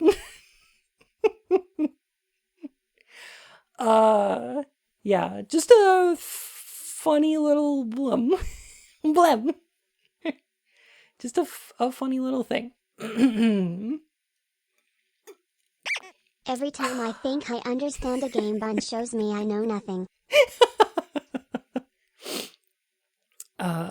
What isn't deliberate in Metal Gear? Okay, I've got a couple headcanons for Metal Gear that aren't deliberate, but that I 100% believe, okay?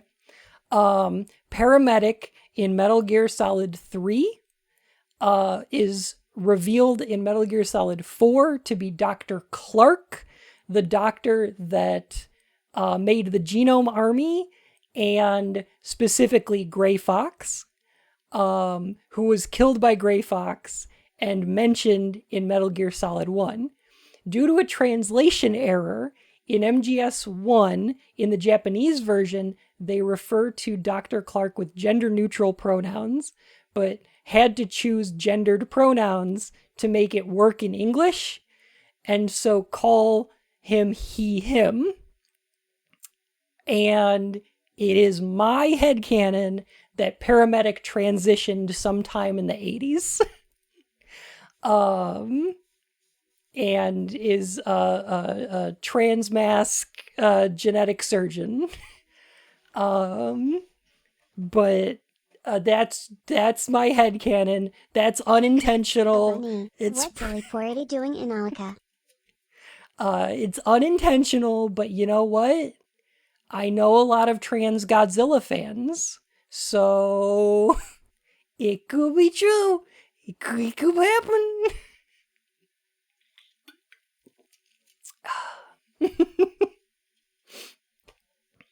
He found out the shit isn't coded in our genes and just had some fun with his gender? For sure. Yeah.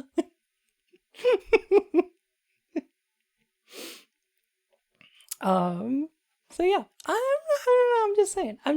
So that's unintended. Definitely not what Kojima wrote. But I still like it anyway.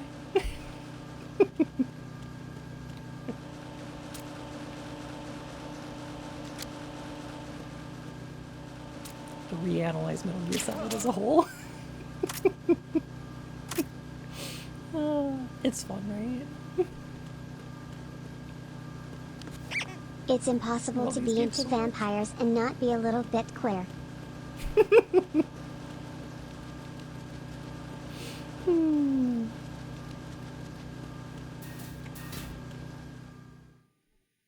made action-based spin-off as Metal Gear Acid. Yeah, totally different timeline too.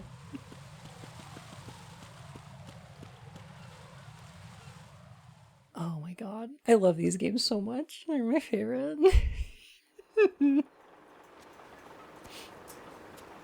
I've taken care of that annoying fly. What's the situation over there?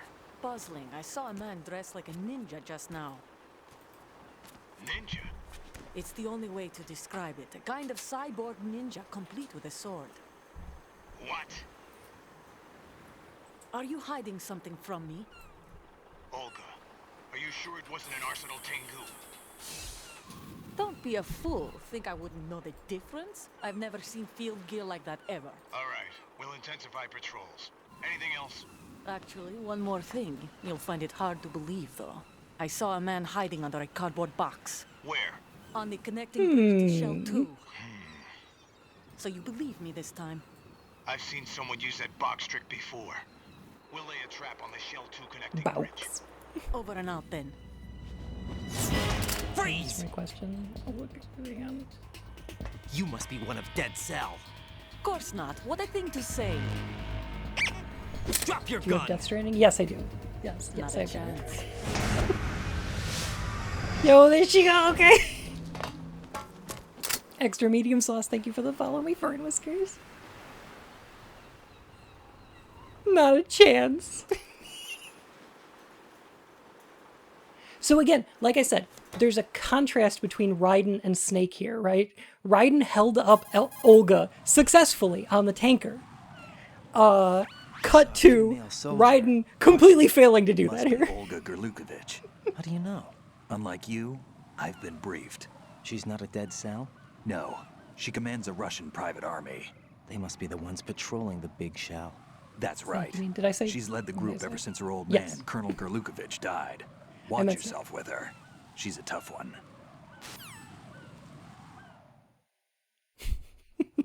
Unlike you, I played the first chapter of this game.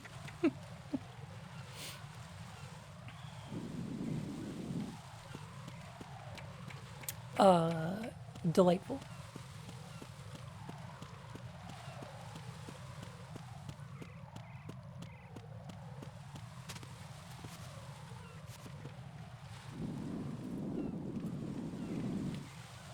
Where is it?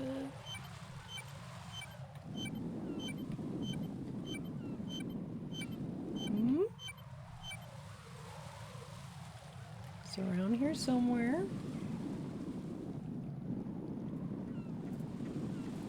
Oh, dang.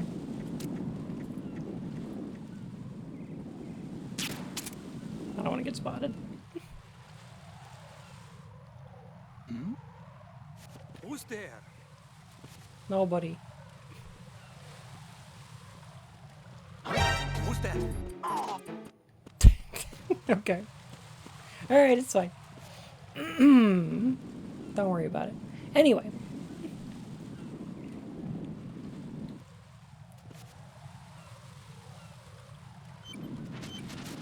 So here's an interesting thing that this game is doing again. And I mentioned this earlier, but Raiden here. The C4 reported on the roof of Strut E has been taken care of. Explosives were planted on the Harrier 2 stationed on the roof. Good work. Only one more left to go. and maybe to sleepy. Do you read me, Pete? I'm here. What's up? Right. The missile is You E. need to hear this too. I'm listening. I checked out the bottom of Strut H for you, Pete. Wait, what's this about? I asked Pliskin to look around. Knowing Fat Man, I can't shake the feeling that all the bombs so far were just wrong. So did you find anything? Yeah, a hell of a lot of C4s packed into the bottom of the strut. Pete called it right. I knew he had the real thing up his sleeve. So all the other ones were dummies? No, they're a threat, all right. But the detonation wouldn't be enough to destroy the entire shell. But the C4s Pliskin found would inflict serious structural damage. That's not the bad news either. These are I did sensor-proof. What? New model, I guess. The ionization sensor can't detect them. The whole thing is sealed tight to prevent vapor leak, and there's no trace of that cologne signature. Pete, looks like he fooled you. Yes. But you managed to find the thing anyway. It was sheer luck. Bombs that are invisible to the sensor? Any ideas, Pete? Are there more out there? I'll go see for myself. You can't move fast enough. He's right. I can try the spray from a distance. Hold on. There's something not right about this one. I can feel it. Well, Pete, should I come back and get you? No, there's no need. Raiden, you have one left to go, correct? Right, except for those scentless ones. How about you, Pliskin? I have 2 left, not counting this one. Okay. It'll have to be me. I have the level 4 card that'll get me into Shell 2 in any case. You'll never make it. With that bad leg of yours, they'll spot you for sure. That won't happen. I can walk just fine. I can even run. What do you mean? That bomb 5 years ago, I messed up. Even with all my experience, I lost it. And the church was lost in the explosion. All those kids playing nearby, too. These past 5 years, I've lived a lie. Lied? Yes, lied. I didn't lose my leg in the explosion. So many dead. All because of my mistake. All I could Big think stolen about was valor hiding from the vibes. crime, shielding myself from the public outcry. I wanted people to be sorry for me, for my weakness. I faked being a victim myself because I couldn't bear to face the families of the real victims. This is no prosthetic. I can keep my footing on catwalks and hike over deserts. I lived my life so well, I haven't even answered to myself for my sins. It was supposed to be a shield, and it's become a shroud instead. I've killed my soul by playing the victim. Instead of protecting me, it's made my life even more hellish. What good can that do the victims? I know. I'm a coward. Hey, Pete. God forgive me. I can walk with my own 2 feet, and I need them to stop Fat Man. His crimes are also mine. One of omission and arrogance. No one should teach the skills I taught him without a clear conscience. This is the only way I can diffuse my own sins. I get you, Pete. That one's all yours. You got it, Raiden? I understand. Pete, I've taken care of guards in struts G and H of Shell 2. I wouldn't recommend you go into any of the other struts. I owe you one. I'll get back to freezing the baby bombs. And also the bombs. You do that too, Raiden. I'm on it. I'll have the radio with me if you need to get in touch. Just don't ask for Peg Leg Peter. He's gone for good. Hey, Nicorine. So one of the things that this section of the game is doing, I know I mentioned it earlier, is forcing you into a first-person perspective. Diffuse this dark soul with light.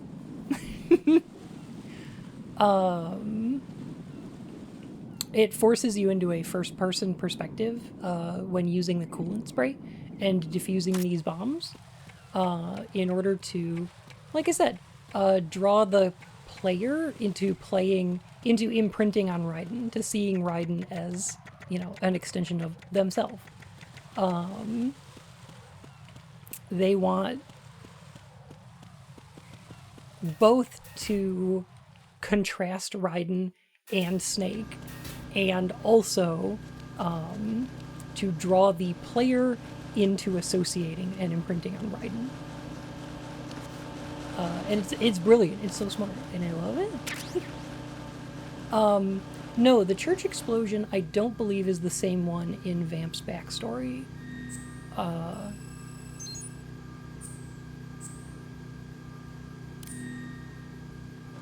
Let me think about it real quick. Because I think that that one happened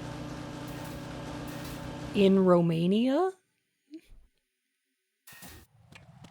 But it's not 100% clear, I guess.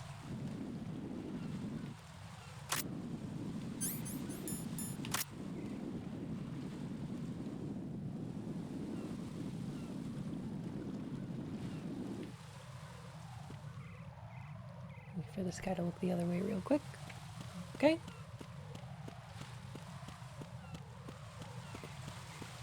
All good. This was Raiden the Cyborg Ninja Olga talked about. No, we're playing as Raiden. I don't think he could be the Cyborg Ninja. I mean, it doesn't seem like much of a ninja to me. I don't want to take that guy out. They call this room a bunch. Nothing here. Gee, I wasn't lying. He got that dumpy. Raiden is cheeked up a little bit.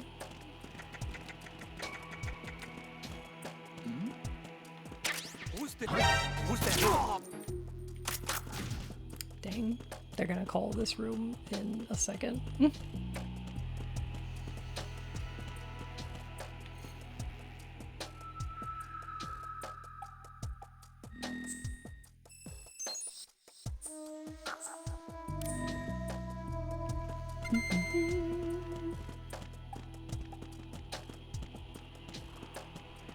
Can I show off that art Pink Cynicism did again? Can I show it off some more?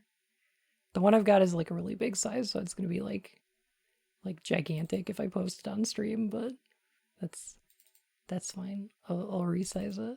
Hang on. Which folder did I put it in?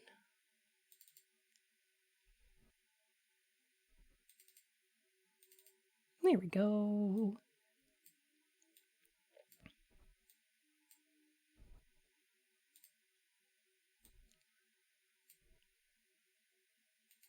Oh my god, it's gigantic. Hang on. Okay.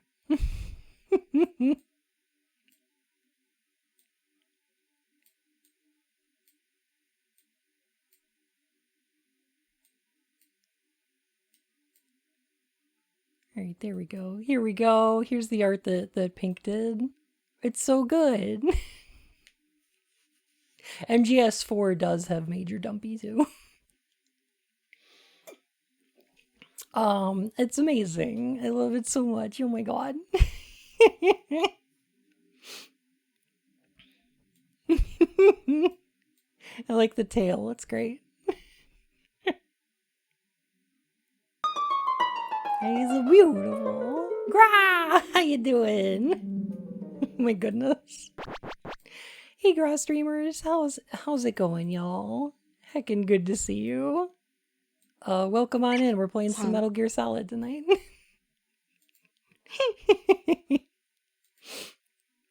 Oh my god. Oh my goodness. It's really our buns of liberty. Listen. Listen. Gra. Gra, you absolute sweetie. Oh my goodness. Y'all, go follow Raw. Best Snapjaw on Twitch. 100%. Gra gra. Gra. Thank you for the 31 months. Oh my gosh, has it really been that long? Wood. Oh. Baby got back. Heck. Yeah, y'all go follow Gra, who has just the best emotes. the best emotes on Twitch. It's true. Welcome on in, Raiders. How's it going? I'm Bun, and I'm playing my favorite game, Metal Gear Solid 2, and just having an unhinged rant about it. Just the deep lore. the most unhinged interpretations of this heckin' game. But for funsies.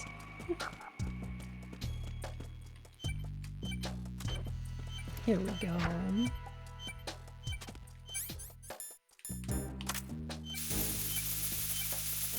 Here's the last one. I have the last C4 frozen. There's nothing showing up on the sensor now. Good work, Raiden. You're way ahead of me, kid. I still have one to go. How's your bomb, Peter? It's a bomb, all right. Sealed True, C4, and in huge quantities. You think there's another one in Shell 1? For sure. Somewhere at the bottom of Strut A. Why are you so certain? If this bottom section of the strut is demolished, Shell 2 will be well on its way to destruction. You mean that Shell 2 will actually sink? Not immediately. There'll still be 5 struts left. But if Shell 1 loses a strut at the same time, it'll be a very different story. The big shell's structural integrity depends on a very exact balance. If both shells lose a strut each, the whole structure will tear itself apart under its own weight. What do we do? I have a sensor that can locate even those scentless C4s. It makes combined use of a neutron scintillator and a hydrogen bomb detector. You brought that stuff with you? Of course. I cat made in the my lap. calibrations while I was in the pantry. Does it work? I just tested it, and it definitely responds. But the best I can do is a sound beacon, not the radar. Sound? The shorter the interval between beacons, the closer the target. I get you. There's another one in that pantry I was in. You can go back and get it. It's all yours, Raiden. I'm going to study it some more and see if the freezing process will work. Don't touch the other one until I say so. Okay. I'll stand by until you radio in. No, it doesn't. Don't know why I brought it up. Yes, of course it works. All right, can y'all hear this? Hang on a sec.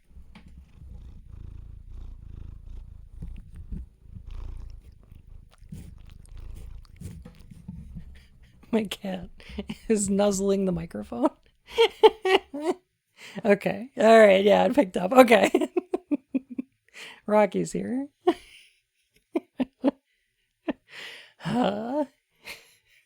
Kitty cat.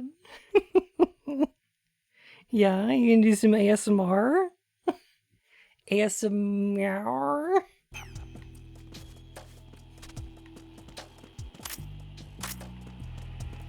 I need the coolant. I need the M9. Okay.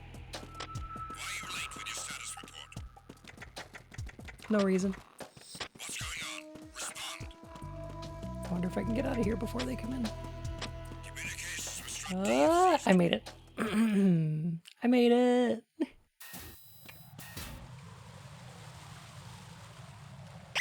Laugh and grow big and round.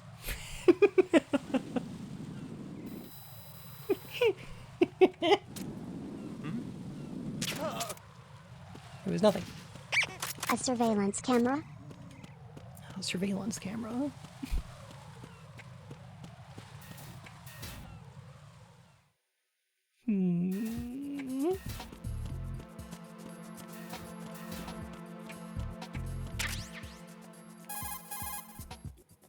Gotta pick up this bomb detector so you can Peter, interact I with have the bomb. sensor B. Good.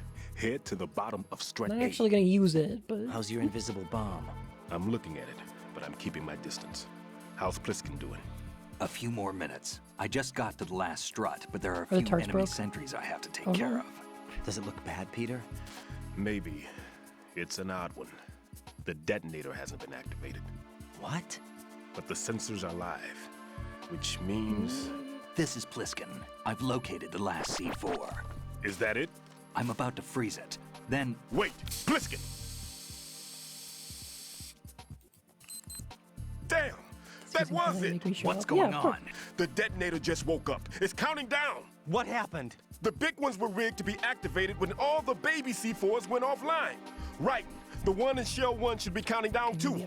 Hurry! What's the remaining time? 400 seconds. 400 seconds? Right. Move! Get to the bottom of strut A now! Baby C4.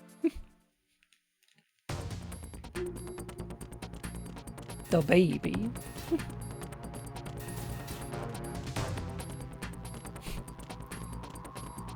Don't question my methods.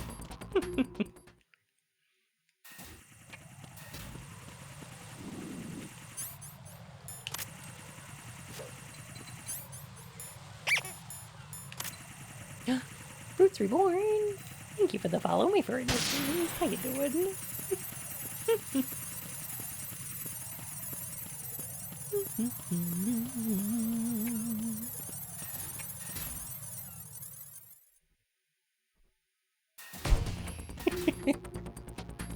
Of course, the mommy C4. Of course.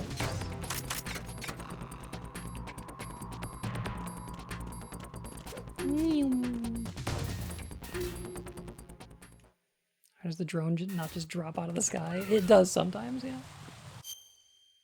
Regular messages don't seem to show up? Oh. That's weird.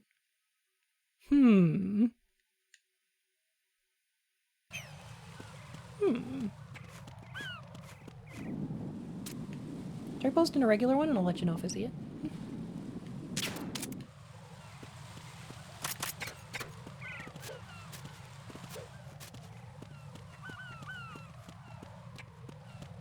It was nobody. Sneaking out.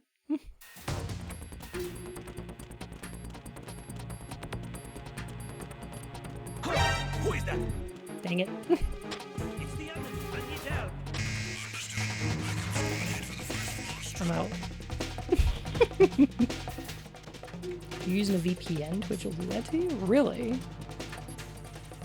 Huh. That's upsetting.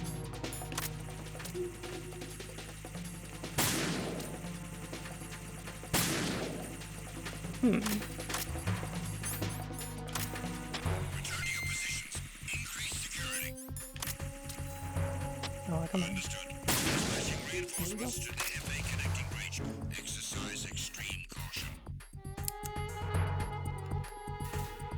Same message. I haven't either. That's weird. Huh.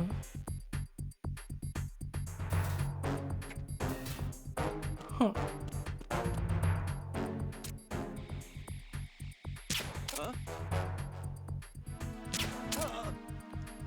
He pulled up binoculars.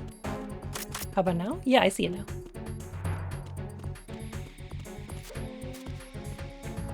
Weird.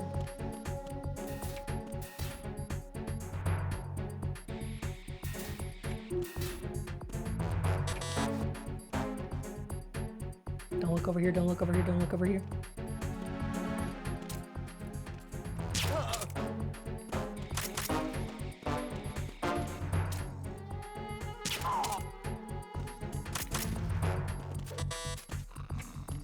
We take those. We get them. Yeah, I like the way stuff like the time limit, the locations of the bombs, how many bombs there are, like all that stuff changes based on difficulty. It's kind of neat. Wouldn't latex make a terrible material for a stealth suit? You'd be so squeaky. Yeah. Voice the dog. How's it going? Hey, a friendo. Oh my gosh. Good to see you. What were you streaming today? Did you have a good time? I went too far. I was running to the other location. Ah.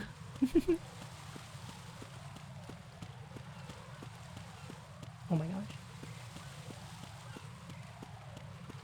Reconnected to an unusual node. Interesting. Oh, yo! Advanced Wars is cool. Only squeak if you weren't properly oiled up. I don't know about that.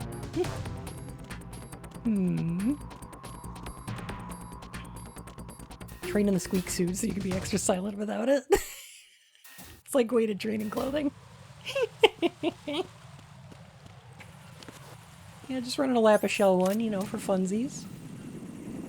Just for fun. What? How would you? There we go.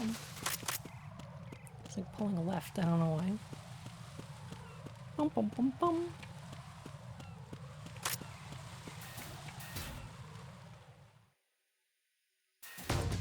Jeez, I wasted like 150 seconds doing nothing.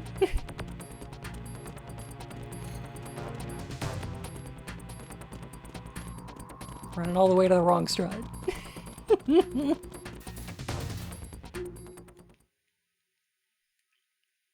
Take a dust bath and talcum powder. I assumed that it was the latex squeaking on the other latex.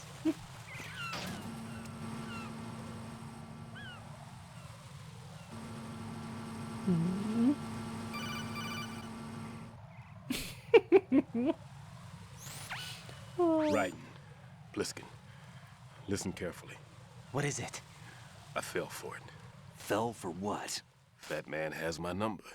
A proximity trigger. Microwave. Microwave?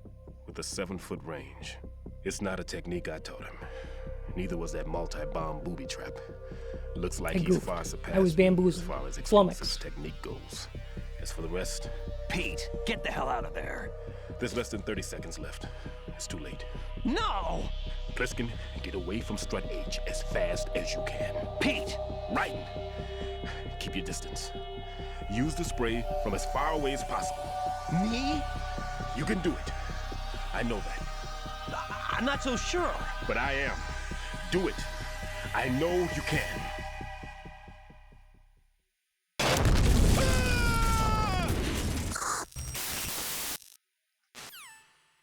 Jeez. That music build-up is so good. Oh. It's very effective.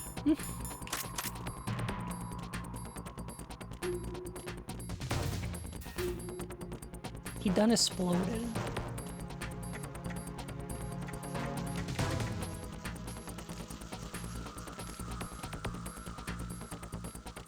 Yeah, you missed. I killed my soul. I'm sorry. So, I want to point out that there is... You remember when you played Metal Gear Solid 1 and I kept talking about how everybody's dealing with the theme of genetics? Everybody's kind of like... everybody talks about either their genes or their family or their lineage or like things like that, right? Every character in that game is kind of dealing with a different aspect of their genes, where like Meryl is trying to get closer to her father by joining the military, or Naomi is trying to learn more about where she came from by studying genes, and Liquid Snake is like upset because he got all the recessive genes and you got all the dominant genes, and etc. Yeah, now the themes is explosives. Wait, no. Yeah? Can I help you? Am I talking too loud? Do you not like it? I'm sorry, Rocky doesn't like it if I talk. This game is about people's memes. Yeah, Rocky says I have to stop talking. Rocky, I gotta talk. It's my job. I gotta make money for food. I gotta eat, little guy. I gotta do it.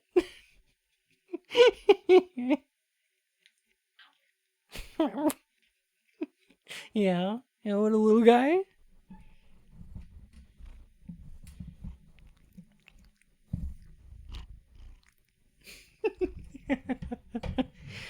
He's so angry. In this game, everybody is, interestingly, dealing with some sort of misinformation. So it's interesting that, okay, so Stillman here is lying about being able to walk because of his like past trauma. He misrepresents himself. But also he's being fooled by Fat Man, somebody that he like trusted and taught everything to, who has bamboozled him. You know, we're given a lot of contradictory information about Solid Snake. Like for it. On the bar! On the bar! Rocky is very cute and good, but the bun must flow. Cummy, cummy, cummy. Mommy, thank you so much for the 505. Goodness. There's a lot of contradictory information about Solid Snake, right? Because his body was positively ID'd, and we saw him die, right? But the leader of the terrorist group here claims to be Solid Snake.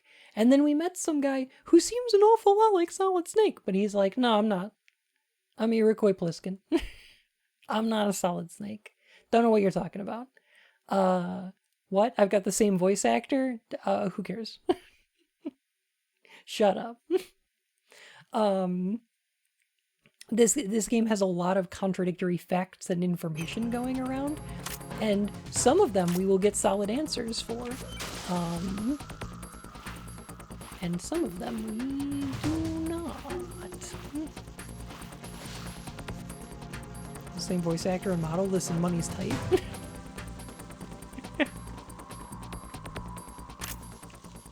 It's fine. Stillman's voice acted by the same guy who played the DARPA chief, so, I mean... Colonel, they're not the I've same neutralized person. the bomb. Good work, Raiden. It was a great loss for everyone. Yes, it was. Colonel, any damage report on the explosion? Seems that the duct for diverting the contaminated seawater was destroyed, and the central section of Shell 2 is flooding. The explosions ignited the oil slick on the surface. Well, that's not true, because they had Phil Lamar playing Vamp. The chemicals stayed in containment. There's no immediate danger. And he's the amazing. big Shell stable? Shell 1 was unaffected. The price was high, but the threat of the bomb is over for now. What's the next objective? Rescue the president. Get back to the upper level. Roger that. What is the Master Miller thing people keep referring to? In Metal Gear Solid 1, there's a character over the radio named Master Miller, also known as Kazuhara Miller. And it is revealed late in that game that you're actually talking to Liquid Snake. And he pulls off his sunglasses and he's like, "Did you like my sunglasses, Snake?" Raiden, are you enough of a caked up twink to save the president? What was the terrorist plan if the bombs went off and sank this whole place? Dragon, I would like you to be asking that question. What was the terrorist's plan if his bombs went off and sank the whole place? That's a super good question to ask, and I would like to encourage you to ask, what is the terrorist's plan? What is their goal?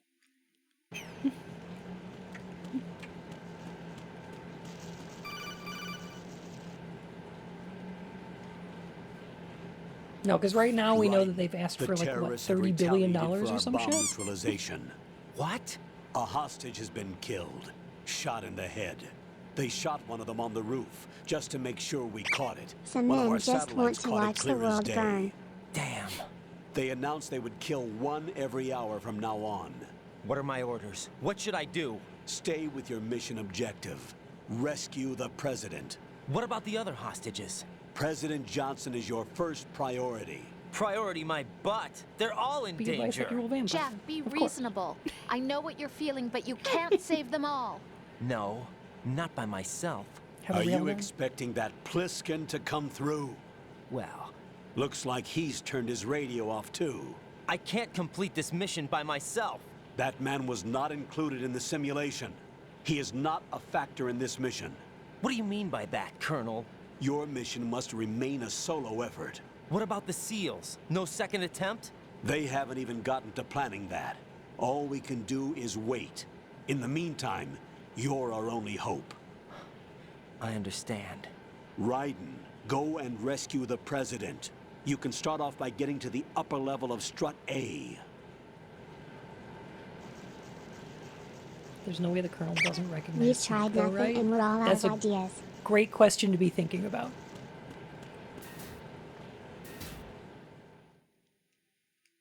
Hey, did y'all like that Vulcan Raven fight? Do you remember when that happened? That guy showed up with that big giant gun, and then, like, we had to run and hide behind some boxes. That was a cool thing.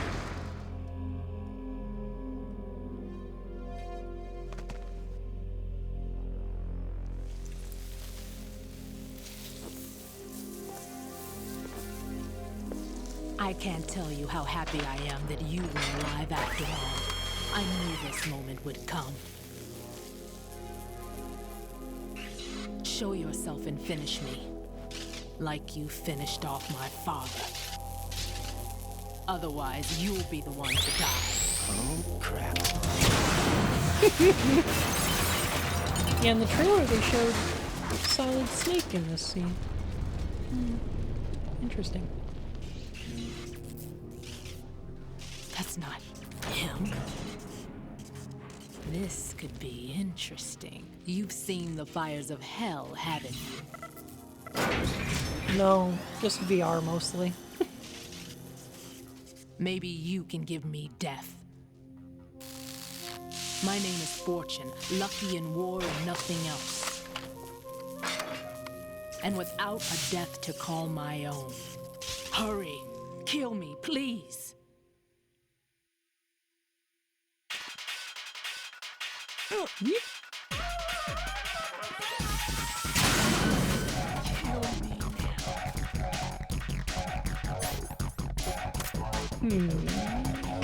I've seen the metaverse, which is close enough, Misfortune.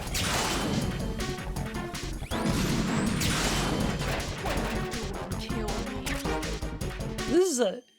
this fight, this song is a banger. 1. 2, there's some interesting stuff going on in this fight. Do the MGS terrorist orgs just wait until someone buys a Linkin Park CD in the late 90s and go new recruit right there. I want to point out one thing that... so I'm going to keep pointing out when the game is trying to draw the player into being Raiden and when it's trying to contrast Raiden and Snake, right? I'm gonna keep pointing those out. And one thing I want to contrast here is that the Fortune fight here, I think, is a little bit similar to the fight with like Vulcan Raven, more than anything. But in that fight, Snake wins.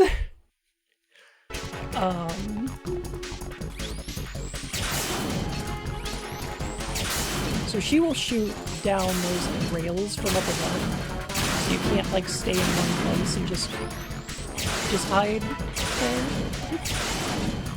She'll also shoot some of these explosive barrels.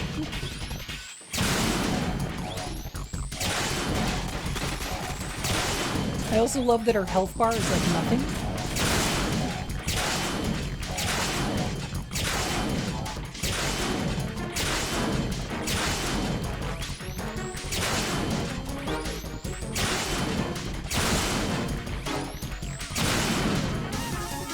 Implicitly compared this boss fight to a museum chair. It's called the refusing chair, which is a seat you can't sit in. Interesting.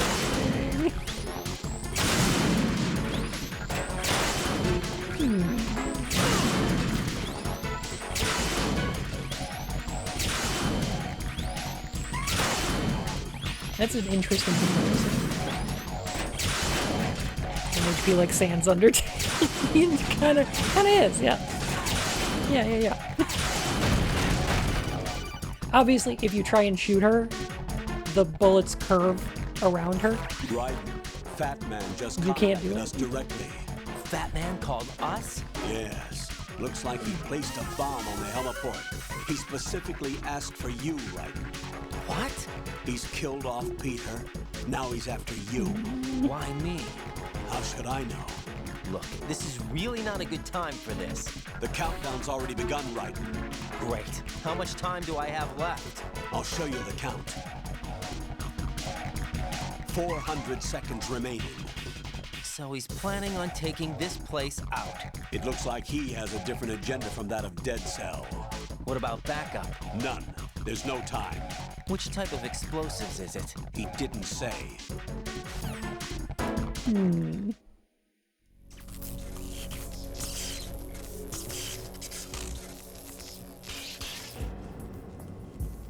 Bosses, there are fights as much as they are puzzles. I agree.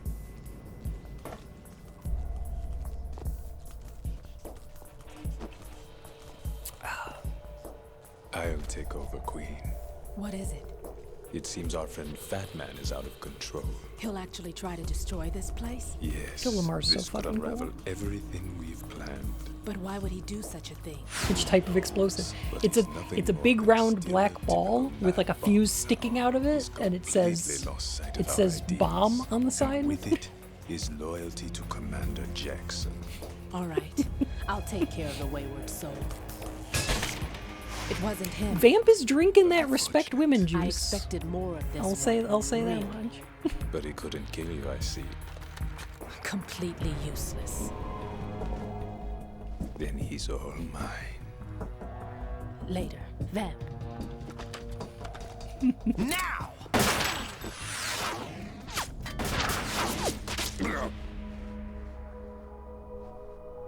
Nice shooting, Tex.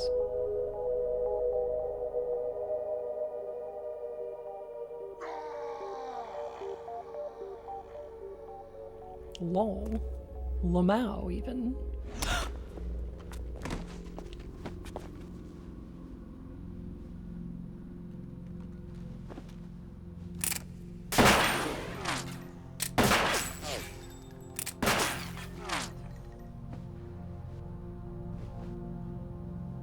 Damn.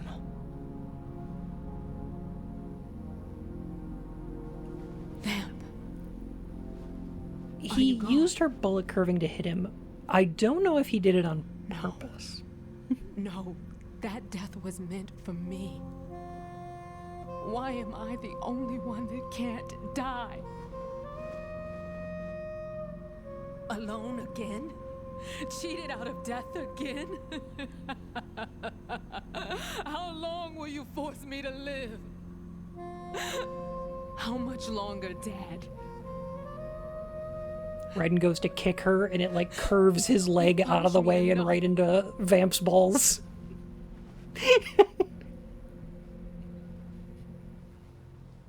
Like every shot just keeps hitting Vamp.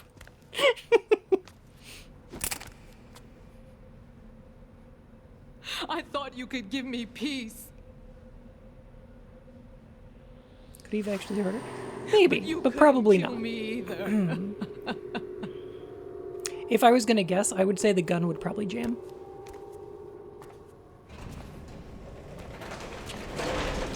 Because we get an explanation for why the bullets curve around Fortune and why she can't be hit. But it also just doesn't make sense. Because also people shoot grenades at her and it's dead. So,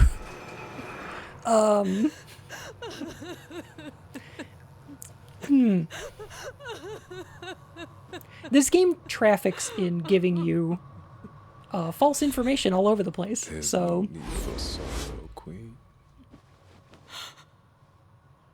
I died once already. Vamp. I can't die twice. There is a great explanation, because the plot demands it. Also 22 months woo. Tyrion, thank you for 22 whole months. My goodness. Thank you.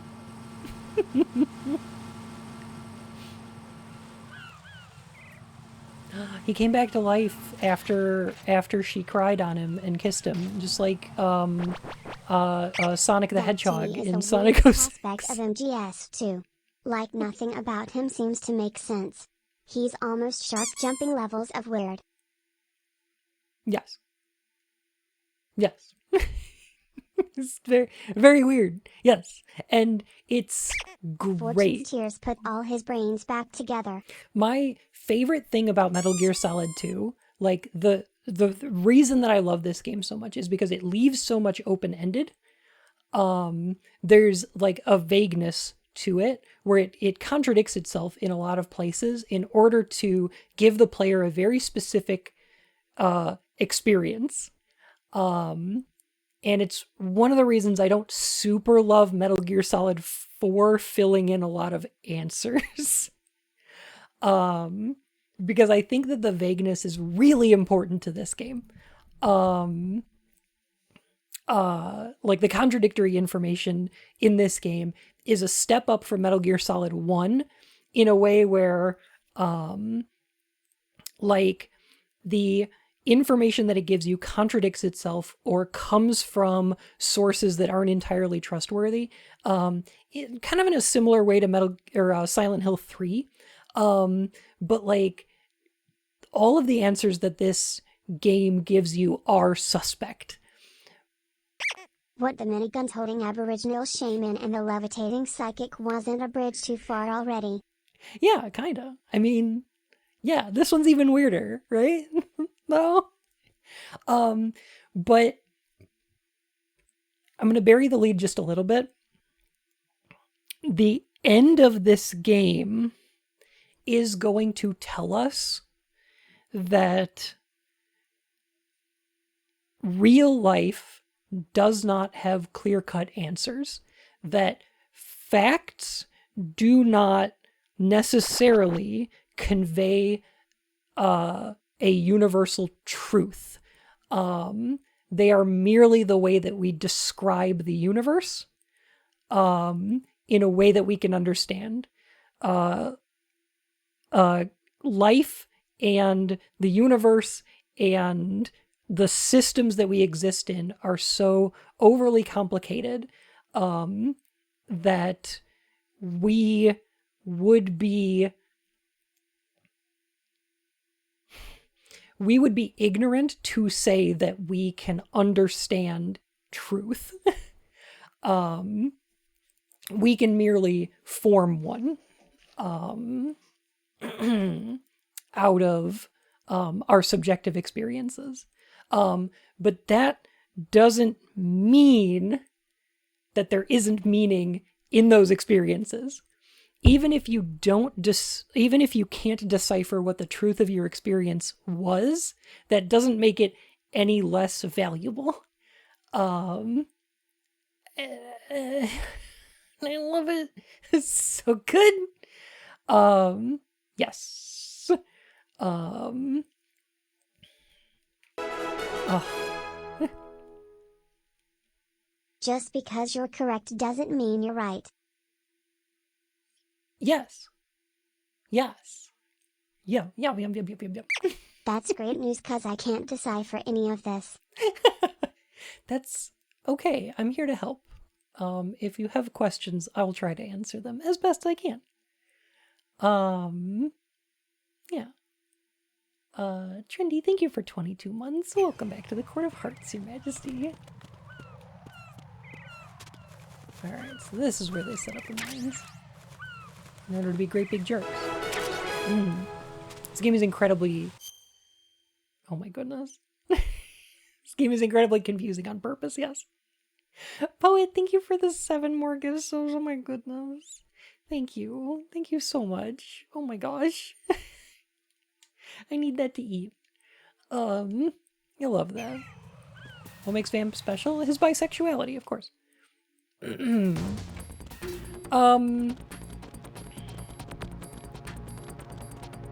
So here's the thing about Vamp, is that don't expect to get too much of an explanation for what Vamp is, because Metal Gear Solid 4 tries to explain it, that Vamp has nanomachines in him that are meant to regenerate his cells because he was dying of cancer. So Naomi injected him with nanomachines that would rebuild his living cells that were dying from cancer, right? So that's the explanation that we get. But it doesn't make sense, right? Because, like, it doesn't explain why he can deflect bullets with his knives. It doesn't explain why he can... Kojima came to me and said, "This character is a vampire," and I was like, "Well, okay," but he was dead serious. It doesn't explain why he can run on water. It doesn't explain, like, there's so much silly stuff going on in this game. So what this game is going to give us is several different explanations and several different facts or pieces of information about Vamp. I don't recall Vamp having a cancer diagnosis. They talk about it in 4 very briefly. But it's not brought up at all in this one. But like, don't try to, he can walk on water and deflect bullets cause he's bisexual. It's not the nanomachines. Obviously, yeah. Who is that? It's the enemy. I need help. But it's not the important thing, right? Like, why can Vamp walk on water and deflect bullets and all that stuff? That's not important. Who cares?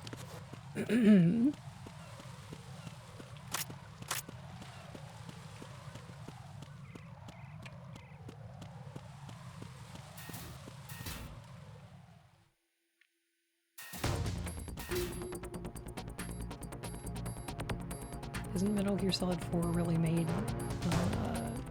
make sure to tie as many as loose ends as possible in a futile attempt to escape the series? Well, it was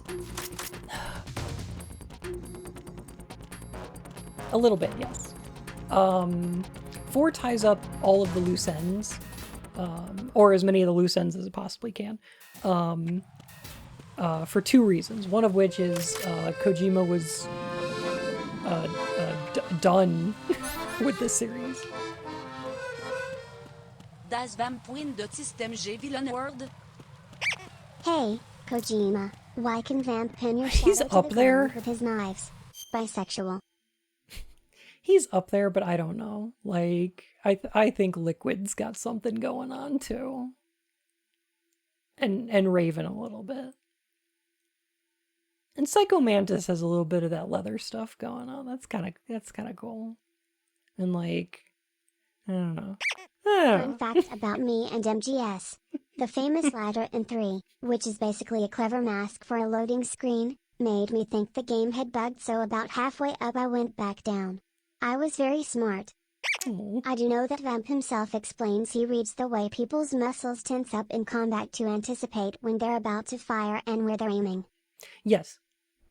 Which is weird. It's an interesting thing. It's wild. And yes, that is an explanation that we get. It still doesn't explain why he runs on water, but whatever. So like,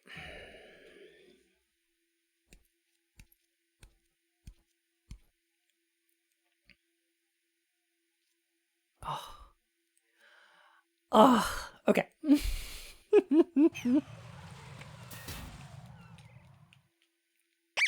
Unplugging controller to beat Psycho Mantis was next level. It really is. Although, I feel like this game takes that concept so if you wear parka and sneak attack and him runs so he the can't fuck see with your it. muscles, you can right? This game takes the idea of being able to move a controller from one port to another and fucking runs with it. In just the most fascinating way. Okay, the other thing I was going to say about Metal Gear Solid 4 is that it was a response to fans of Metal Gear Solid complaining that Metal Gear Solid 2 doesn't explain its ending in a way that was comprehensible to most audiences, because it ends on a weird note, and then Metal Gear Solid 3 doesn't touch on it. And so people were upset because it didn't answer any questions. Just like Silent Hill 2.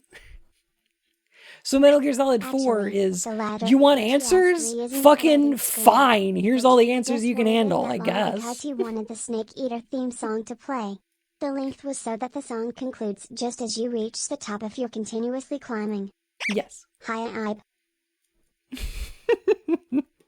It's Kojima flipping the table over and being like, fine, I'll give you all the answers you fucking want.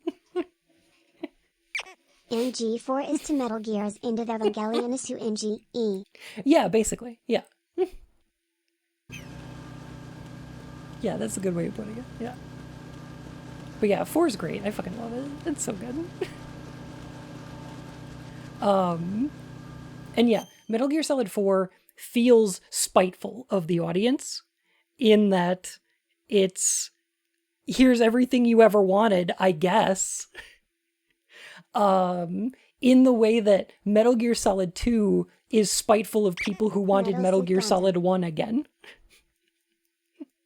Metal Suit Gundam. This game is vitriolic towards people who want to experience Metal Gear Solid 1 over again. And I want to point out something really quick about that boss fight we just did. And that's that this game is going to take every single possible opportunity it can to steal victory away from Raiden. Raiden is not allowed to have accomplishments.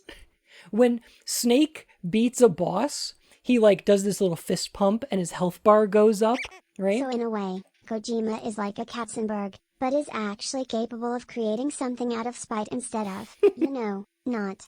A little bit, yeah. In this game, you just killed someone that wasn't the boss fight, and then that didn't matter because they were alive anyway, because they can't die. We just failed to beat a boss. We are going to actually beat this next one, but it doesn't matter because he's not part of the overall plot.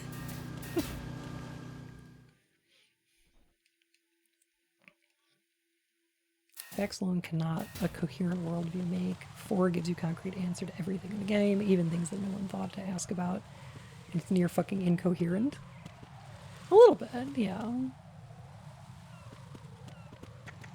Even your temporary achievements are not your achievements? Yes. Literally mission failed successfully.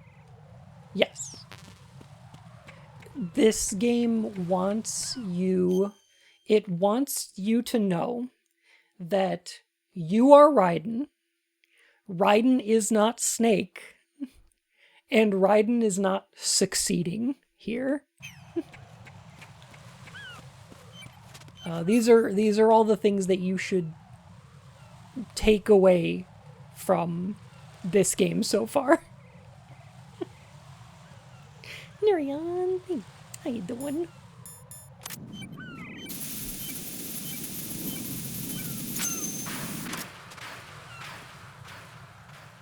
You were right. Well, Brian was the loser. Draw your own nearly conclusion. Nothing. Suddenly, Yeah, a little there's bit. the tapping, as of ash cheeks gently clapping at my chamber door. I like a punctual man. Is he Dead Cell? I am Fat Man. I am the greatest that humanity has to Also, offer. Can you hear it? Hear this rhythm? It's the rhythm of time. End of life. I used to hang around department store clock. I used to hang around department store clock counter.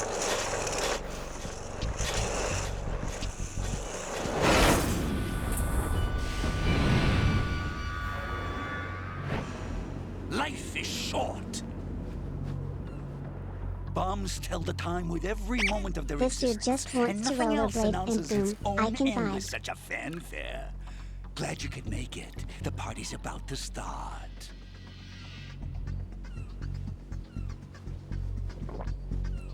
He's just drinking his wine with a straw. Good year. Let's drink to Stillman, shall we? If you destroy the big shell, you'll never collect your ransom. So much. Ransom?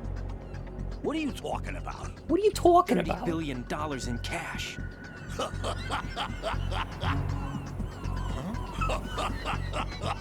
What are these guys after? What the hell are you talking about? Huh? Oh, you'll know soon enough. And I could care less what they plan to do. My ambitions are much more simple. To be the most famous bomber of them all. You're nuts! No one's gonna give a damn about you. Oh, yes, they will. I'll go down in history as the man who beat Peter Stillman. That's the only reason I assisted them. Like hell you beat Stillman. He had your number. What did you say? You have nothing of his courage. Or... what are you laughing at? Who's gonna know? That croc died a dishonorable death 6 months ago. 6 months ago. The liquidation of Dead Cell. Call it what you want. Only the right stuff survived that hell. Set me free, you know. Open the way to a new dimension. So that I can become the emperor among detonation devotees. You're nothing but a common criminal, and that's the only way people will ever remember you. How dare you? I'm an artist. That is why I Who dislike is Stillman? foolish That bomb military disposal types. expert we just were talking to. It's time to start the party. This is how it works. I plant a bomb, and it'll explode soon after that. If you prefer to stay in one piece, you'll have to disable my bombs. Laugh and grow fat. Let's move!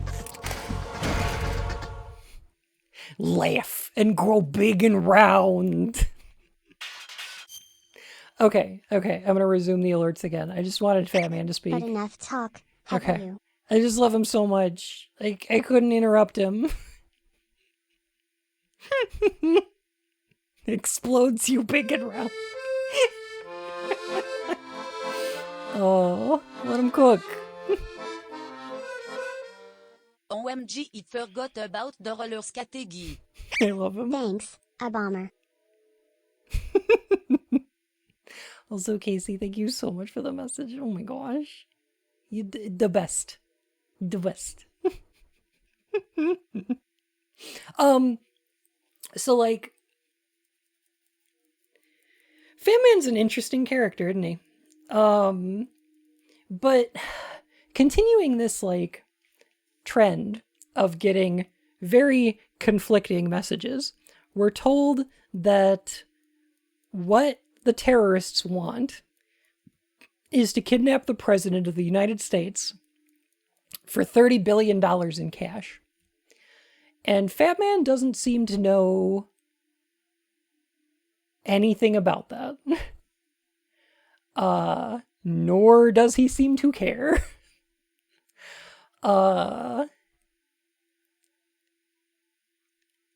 Saying two different things in most of what he says. Yes, exactly. Very much so. The other members of Dead Cell are also going to conflict this information. What's your favorite Warhammer faction? Oh, Skaven, for sure. Skaven best, yes.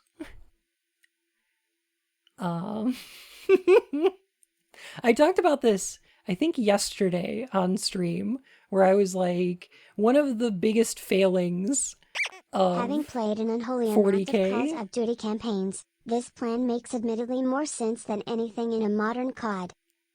A little bit, yeah. What about in 40K? See, great question. So I think one of the biggest failings of 40K is that they don't have Skaven, and they should. And they should be little ratties with like bubble helmets, like big 1960s style like sci-fi helmets with maybe a little antenna with some rings on it, you know? Like one of those kind of things. And all their spaceships should have like those big retro fins and stuff. And they should explode all the time because they're powered by warp core engines. I'm pretty sure that in Warhammer Fantasy, Skaven have a space program. It's just that it's exploded all the time. It's just that they haven't managed to successfully harness those explosions.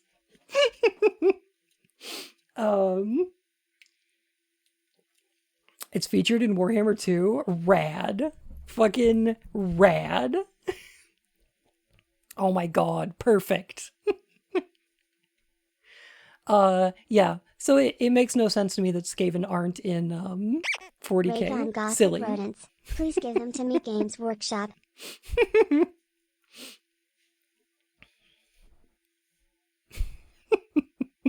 You only need a couple of those explosions to point in the right direction. Exactly. Exactly. It's just about harnessing the explosions in the right direction. Oh, so the Skaven space program is headed by Elon Musk. That makes sense. Yeah, they are kind of musky. I get that. So I guess my question for chat is... Give me a Heart of Retro-styled space rat charging a Tyrannid army, I will send you money. Right? Alright, here's my question for chat. Okay, oh, those of you that like Warhammer, I need to know, what's the most bangable Skaven faction? Which one is it? It's probably not Pestilence, right? It's not Pestilence. Slanesh is a god, that's not. No. Scryer? Maybe Scryer. They're big into like toys, right? Yeah, for sure. Yeah.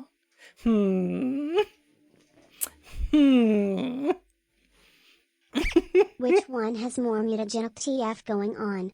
That one. I think that's Molder?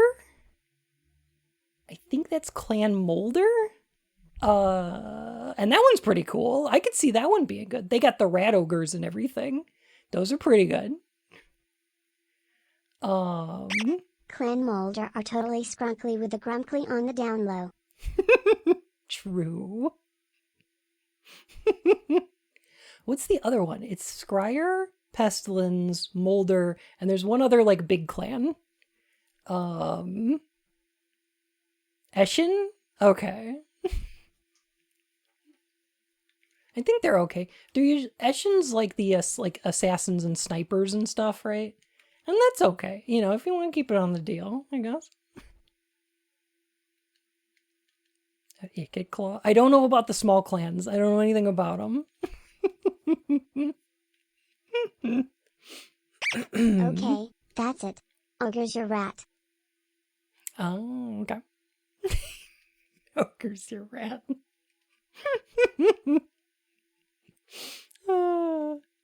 Oh my god. Oh my god. So,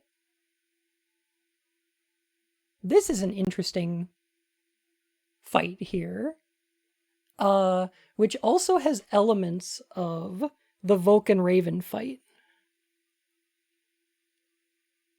Oh my god, I'm totally wrong. I'm so stupid. Oh my god. Oh, I'm so wrong. Okay, never mind. Okay, I take it back. Okay. The fight against Fortune. Hey Dip, how's it going? The fight against Fortune is not the Vulcan Raven fight. It's the Psycho Mantis fight. Because you can't hit her with any attacks. The reason that you fail in that fight is because Raiden doesn't figure out Snake's trick of switching to controller port 2. He doesn't have the opportunity to do that in that fight. So it winds up being like one where you're like dodging behind objects to avoid things. That tactic does not work in the Fortune fight, no. So, okay. Yeah, Raiden cannot see the fourth wall the way that Snake does. So, that's the Psycho Mantis fight. This one is Vulcan Raven's level because of the positions of the crates and the way that he runs around and the way that you can use Claymore mines. But the way he shoots is more similar to the Ocelot fight. Okay. All right. Okay. God. Okay. I'm very stupid. Okay. But I believe that's the case. Okay.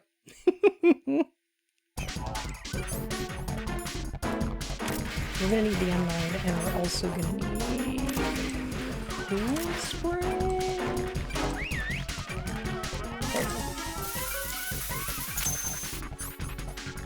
And put that claymore over here. And here. You know, just for funsies.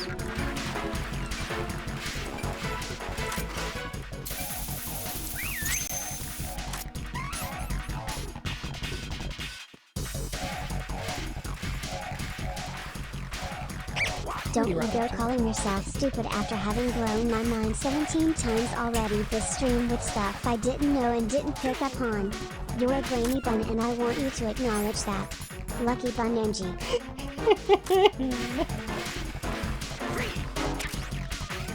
Maybe a little bit of a banana.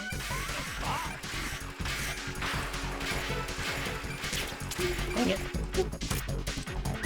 This fucking guy.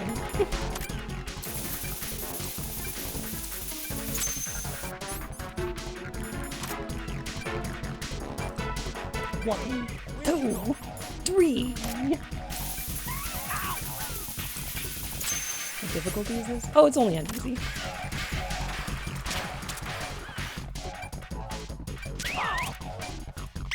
He's faster than a speeding bullet. His suit makes it very difficult to damage him anywhere but in the head. Oh dang. I'm sorry, Zeagle! Ah! I hit my own claymore. So stupid.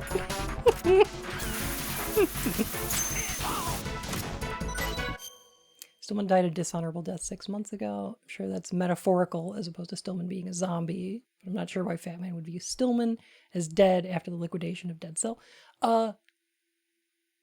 Yes.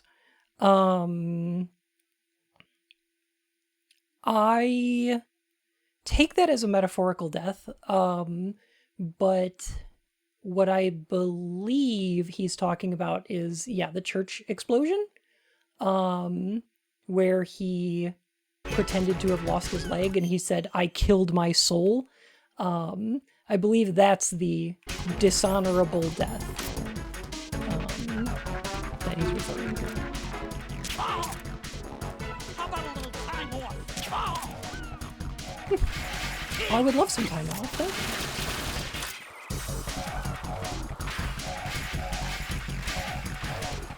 Look at him go!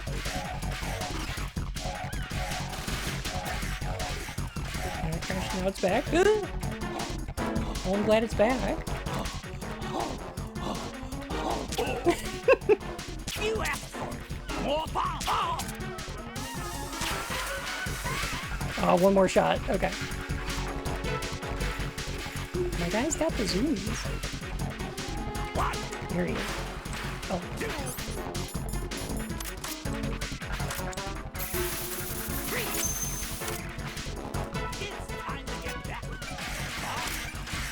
He loves this box right here. This is his favorite one.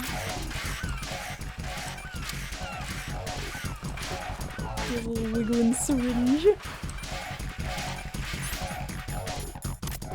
He's gonna shoot me. No, he's gonna trip on that claymore and fall the fuck over. There we go. Got it.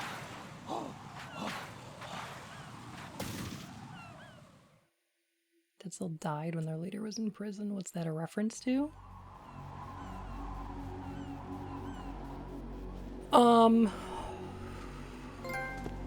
My suit. Oh, that's when Solidus went into hiding. Nothing to wear to the party. He faked his The party's death over for you. and then went underground with the help of Ocelot. What do you mean?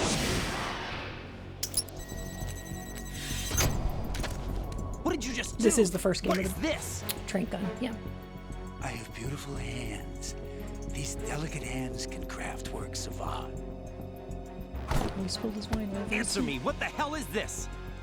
It's the switch for the biggest bomb in the entire place. Huh? No use. Once it's activated, there's no stopping the count. Where did you plant it? Where is it? Somewhere in this area. Don't worry, it's very close by. I mean, it's pretty simple, right? Where I mean, it's is pretty it? easy to understand where it is, right? Go ahead, shoot me. I'm already dead. Damn! Think you can find it? When it goes off, it'll take the big show with it. Tell me where I can find the bomb! That's your problem. This is the highlight of the party. Bring it on, I say. They'll be happy too. They? I die here and start my legend. Too bad you won't be around to see the movies. Laugh and grow fat.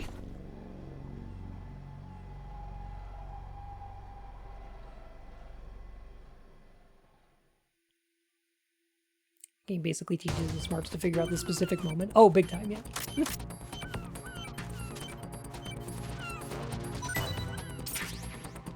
And he's got Stillman's dog tags.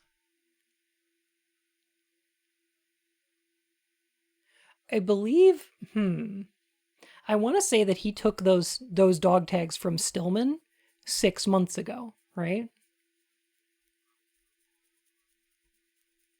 We don't get Fat Man's dog tags. We get Stillman's dog tags. So like, he may have took him after the failed bomb attempt, but then he would have to have like been in Shell 2 and gone through all that like flooded passages and stuff. I don't think so.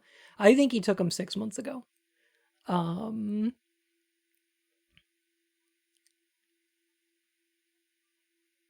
So he's, yeah. Yeah. So, So this is one of the earliest fights where Raiden succeeds, right? Raiden wins. Kind of. Because it turns out Fat Man isn't really working with the terrorist group anymore. He's kind of just doing his own thing. And the whole, like, bomb thing has kind of had nothing to do with the plans that the terrorists have for this entire thing. Fat Man already won. The terrorists are unaffected. I mean, yeah, he was kind of a threat because if the bombs went off, then, you know, we would die, but like, you know, it doesn't give us a victory the same way, like, I don't know, beating Psycho Mantis or like Sniper Wolf kind of does. I don't know. It's weird. It's a strange feeling.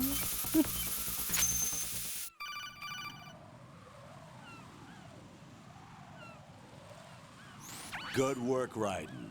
Looks like all the bombs are neutralized. One of their main leverages is now gone. That leaves... Colonel, Fat Man didn't seem to know about the ransom demands. Intentionally kept in the dark, I'd say. He seemed to be coming from a very different place from the other terrorists. Raiden, a lot of hostages, our president included, are still in danger. Keep your mind focused on protecting them. What are my orders? Rescue the president. We have no idea where he is. You haven't been in the Central Core yet. I suggest you start there. Wait, I have another call. Want me to take it? No, I'll go offline. Best to keep our presence unknown.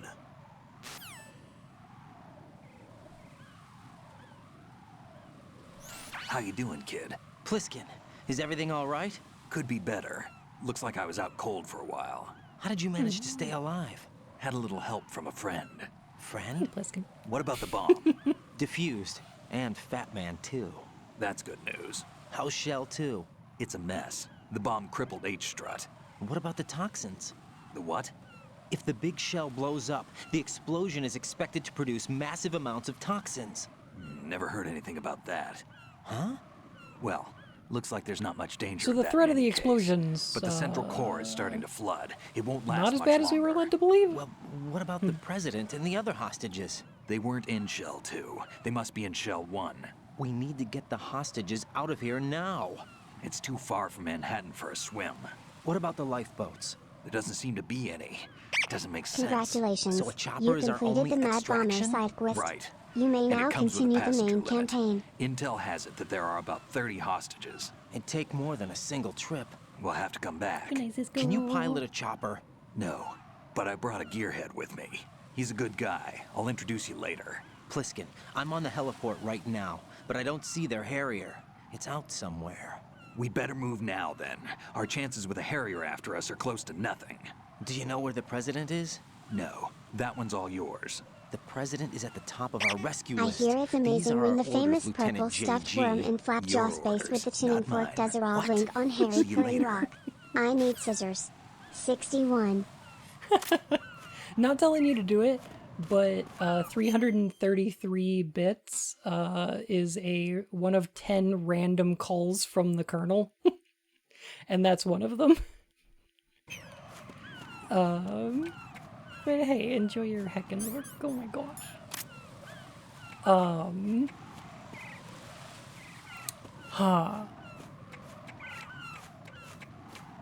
Oh, jeez.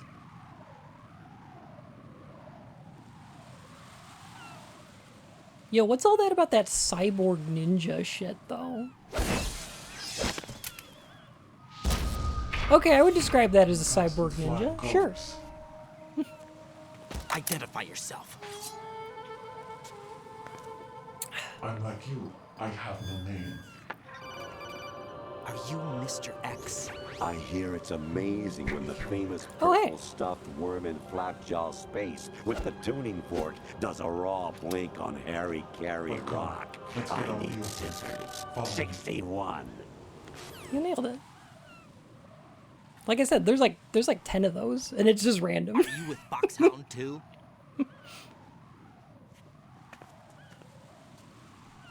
Neither enemy nor friend. Just a messenger from the Lali Lulelo.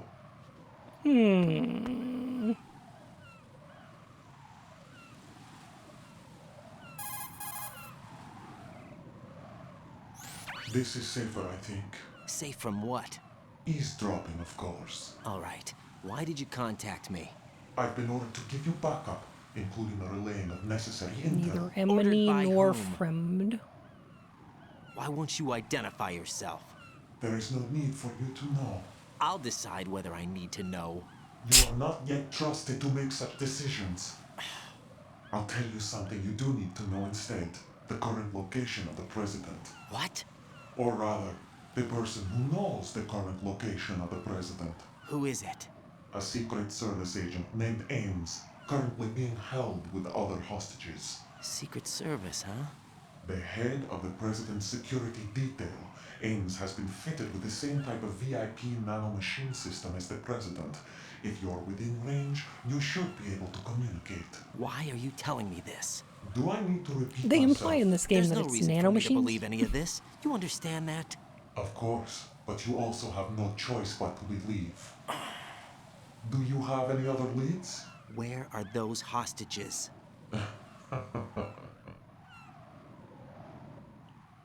Raiden starts talking on the codec, and Snake says this kid's wired with nanomachines. The So hostages it's are being implied held that in it's D1 conference happening hall like that, in but the Shell 1 core. not You'll find super sure. Ames there.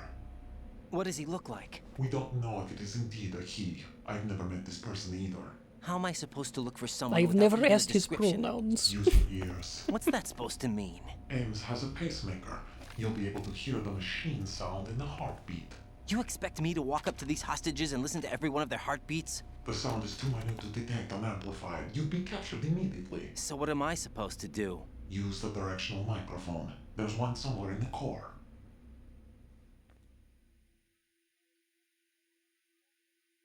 This person did not have pronouns in their bio. Take this. The security card will unlock all level 2 security doors, including the one into the core. It's called a PAN card. It works together with your body's own electronic field. And watch yourself. The core is more heavily guarded than any other section of the big shell. You'll get nowhere just like that. Try this instead. One of the terrorists? I do believe there's a scene later on where two characters wind up using the codec while somebody's listening in, and they go silent. Won't let you on the elevator without the right uniform. You want me to disguise myself? Men assigned to the core and those on perimeter duty are given different colors to wear. Your new outfit will work in some It's areas, implied that it's happening silently. The uniform alone won't fool them either. You're talking about weapons. Right, you need an AK. But I saw them carrying an AN-94. All men assigned to the core section carry AKs. So without an AK-74U, someone will see through me really quick. You could take care of the weapon issue yourself. One other thing. There's more? You'll also have to pass a retinal scan to get into the conference hall.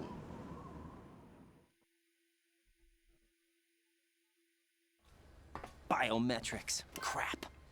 Nothing but the real thing will suffice. This Biometric crap.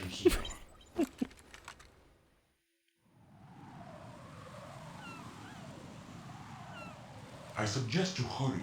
They have the nuke on their side. The nuke? They have a nuclear weapon with them? You didn't find their continuing presence here unusual? Even with the president as hostage, this is an island, and they have no visible means of escape. Even if they do have a nuke, the warhead is no good without an access code. The security lockout can't be bypassed. They don't need to. They have the code.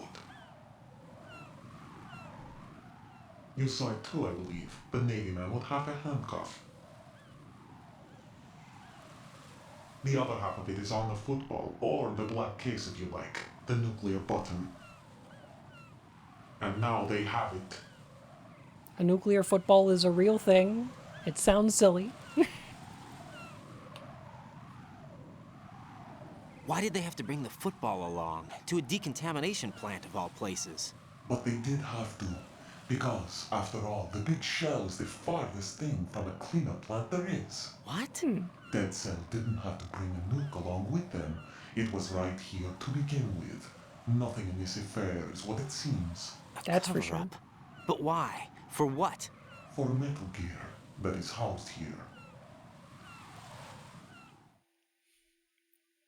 Nothing in this affair is what it seems. Metal This is Gear? for real. The very same.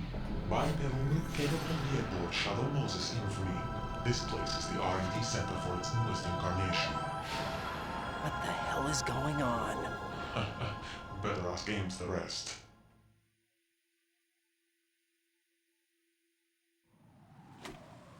What's this for? You might be glad you have it. Keep the controller's vibration function on. What do I need a cell phone for? Is this a Nokia?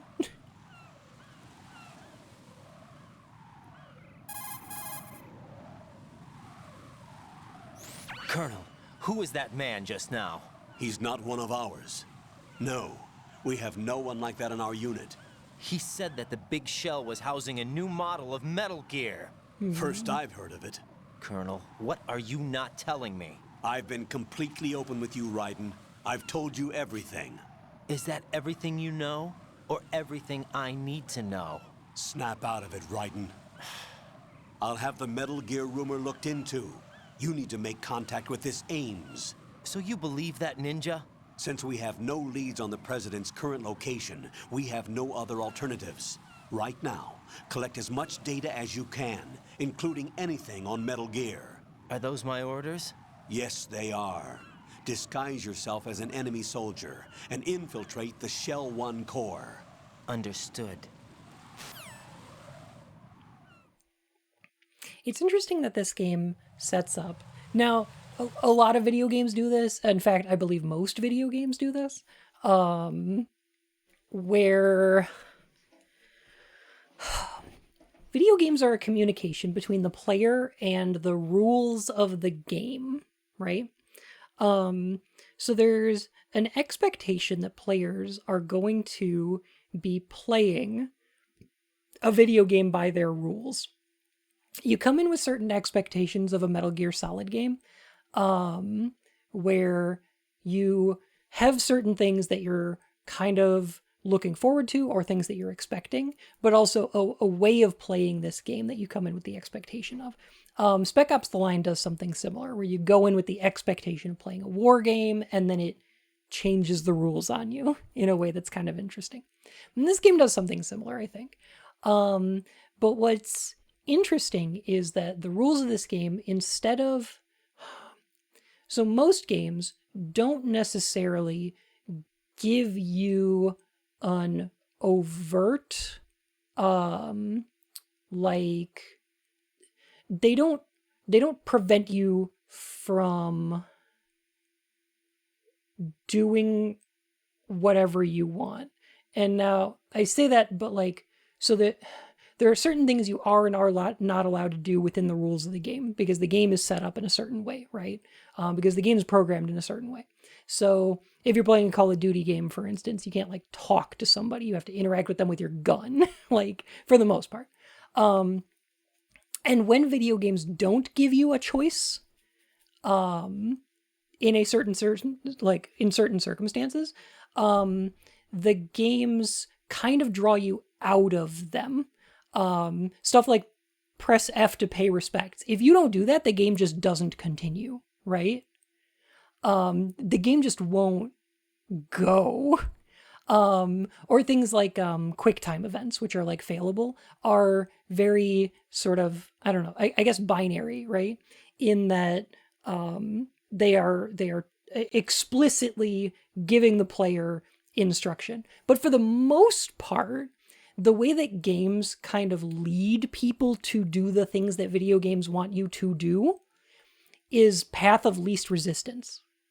So it sets up situations like, so in this one, the path of least resistance is actually a narrative device, which is not something you always see in these games, because we don't have any other option but to trust the ninja is not true. That is false.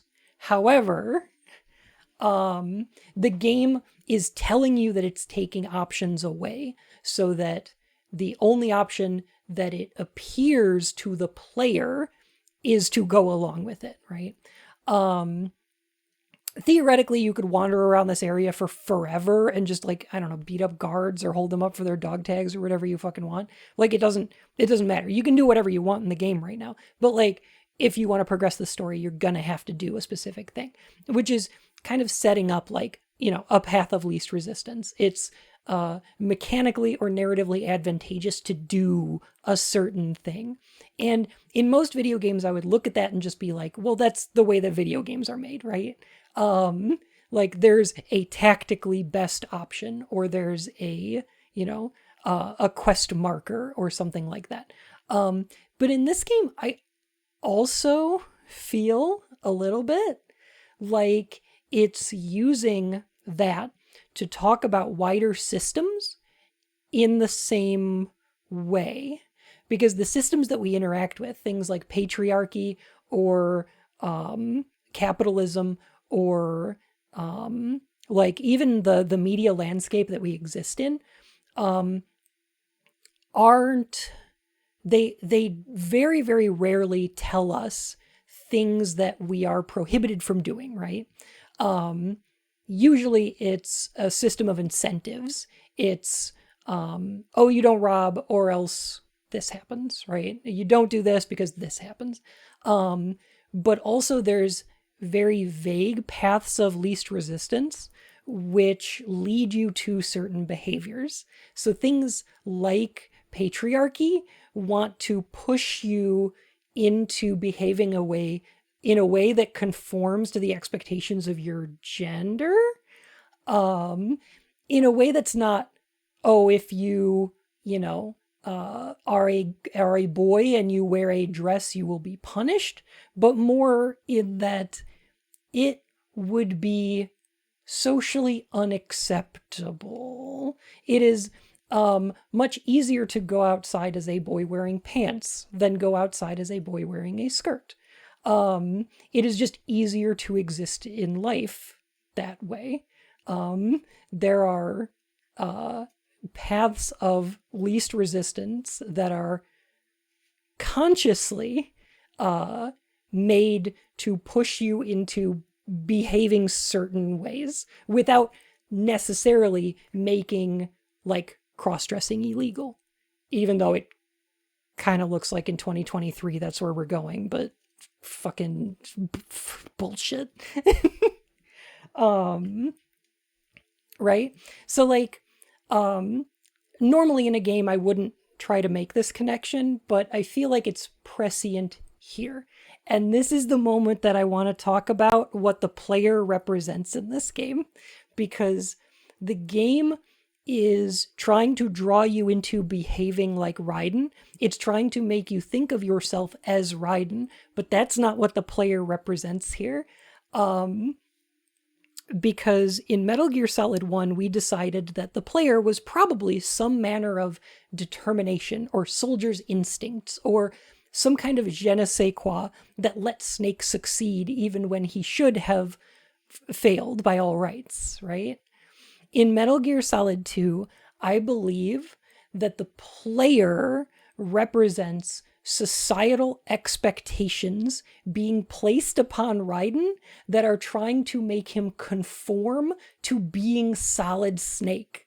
The player wants to play as, is being made to play as Raiden, but the player wants Raiden to be Snake. And Raiden isn't that. And he is going to balk at being made to behave like Snake at every turn. That's the reason that Raiden is so whiny, is because Raiden isn't Snake, but the game and the player are trying to force him into that role, that expectation. The ideas of role and simulation and, you know, that kind of thing are going to come up in words later on in this game. Somebody is going to tell Raiden that that is your role, and it is incredibly prescient. The observation post, thank you for the follow, my fur and whiskers. Nice to have you here. But yeah, I think that the game is using the expectations that the player might have of playing a Metal Gear Solid 2 in order to have them represent like the systems of patriarchy, of capitalism, of societal expectation and control that the systems we live in like inundate us with, and represent that, forcing Raiden to behave in specific ways. We are going to use video games to create an army of perfect super soldiers. Exactly. It is but here's the brain fuckery though, is that while I think that the player represents that to Raiden, the game is also imposing expectations upon the player by telling the player certain things that they are or that they must do. And we have no choice but to trust the ninja is one of them. But another one is, Raiden, or Snake, we're changing your code name. From now on, you are known as Raiden. When we're saying that, we're talking as much to the character as we are to the player. We are telling the player what they are, what they're allowed to do, what the path of least resistance is. And it's asking the player to reflect on the idea that not only are they controlling Raiden as a character, but while characters in the game are controlling Raiden through misinformation, the game is also controlling us, using our preconceived notions and our expectations of what a video game should be, what our characters should be, and what Metal Gear Solid should be. And I just Yeah, the VR missions from the VR disc are explicitly referred to in the game and shown several times. But like, I love this game a lot. It's very good. It's very good. I like it a lot. And similarly to Metal Gear Solid 1, a lot of the characters in here are dealing with information or misinformation as a theme of the game, right? So Metal Gear Solid 1 is about genes. Every character is dealing with family or genes or things like that. Metal Gear Solid 2 is about memes. It's about memetic information, social information. It's about information that people share between each other. And characters are both informed by and motivated by that sort of thing. So you see Fat Man, who's not motivated by $30 billion. He doesn't give a fuck. He is going to start his legend here. Wait till you see the movies they make about me. Wait until, you know, my name goes down in history as the man who beat Stillman. It's about control of information. It's about the narrative for him. Like, that's his motivation. He wants to be a cultural icon. He wants to be a meme. He's doing this so he goes viral.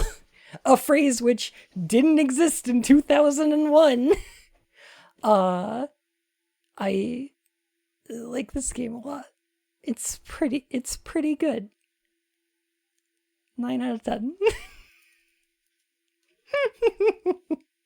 Laugh and grow fat. Oh. I'm gonna save really quick.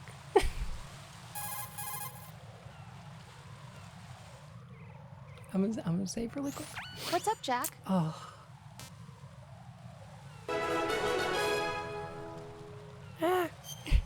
The quality content we desire.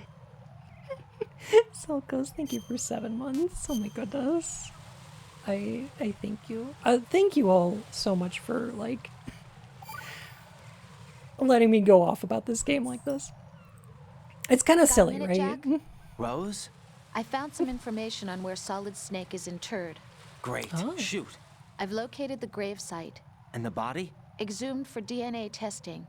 Well, do you have the results? The right arm was missing, but there was no doubt that it was him. That body belongs to Solid Snake. That's so the head of the terrorist group must be... An imposter. Right. You sound disappointed. I guess I was kind of hoping to meet the legend in the flesh. I get you. But it looks like he's not behind this incident. Raiden, the president needs you, I think. Disguise yourself as enemy personnel and infiltrate the core section. Your priority is to contact Agent Ames. Right arm missing, but genetically the same as Solid Snake. Fascinating. I think I'm gonna need to get to bed. Oh my gosh. But yeah, thank you all so heckin' much. Like, Slush, how you doing? Can a dog be a bun of liberty? Absolutely. Are we spoiling this ancient game? I haven't spoiled it yet.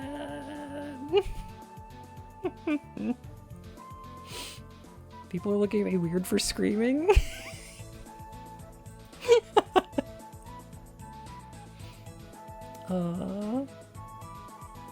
You apologize? Don't you dare! That was fun. It was a blast. By the way, okay, remember when I had that weird headcanon where I said that paramedic becomes a trans man by the time of Metal Gear Solid 1? I do have some slight possible evidence pointing to something similar. Okay?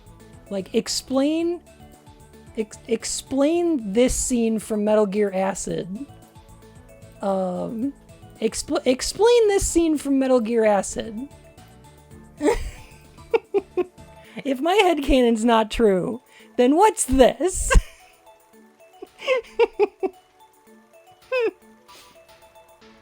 Hostage rescue team? Yeah, sure. Yeah, sure.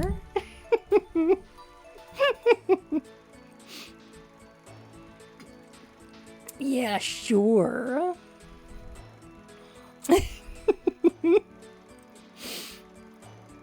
Oh my god. Acid's wild. I love that.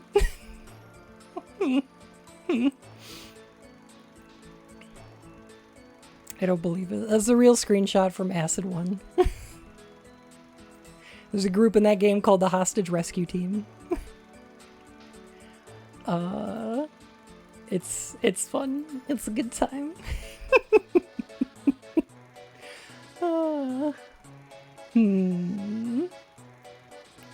Let's see, who's doing what tonight? I'm so mad that Nady streams way earlier in the day. Oh my gosh.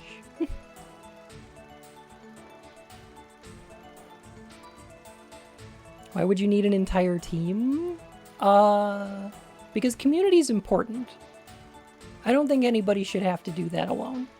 I don't think anybody should have to transition by themselves. Snake, HRT should have left some big naturals for you.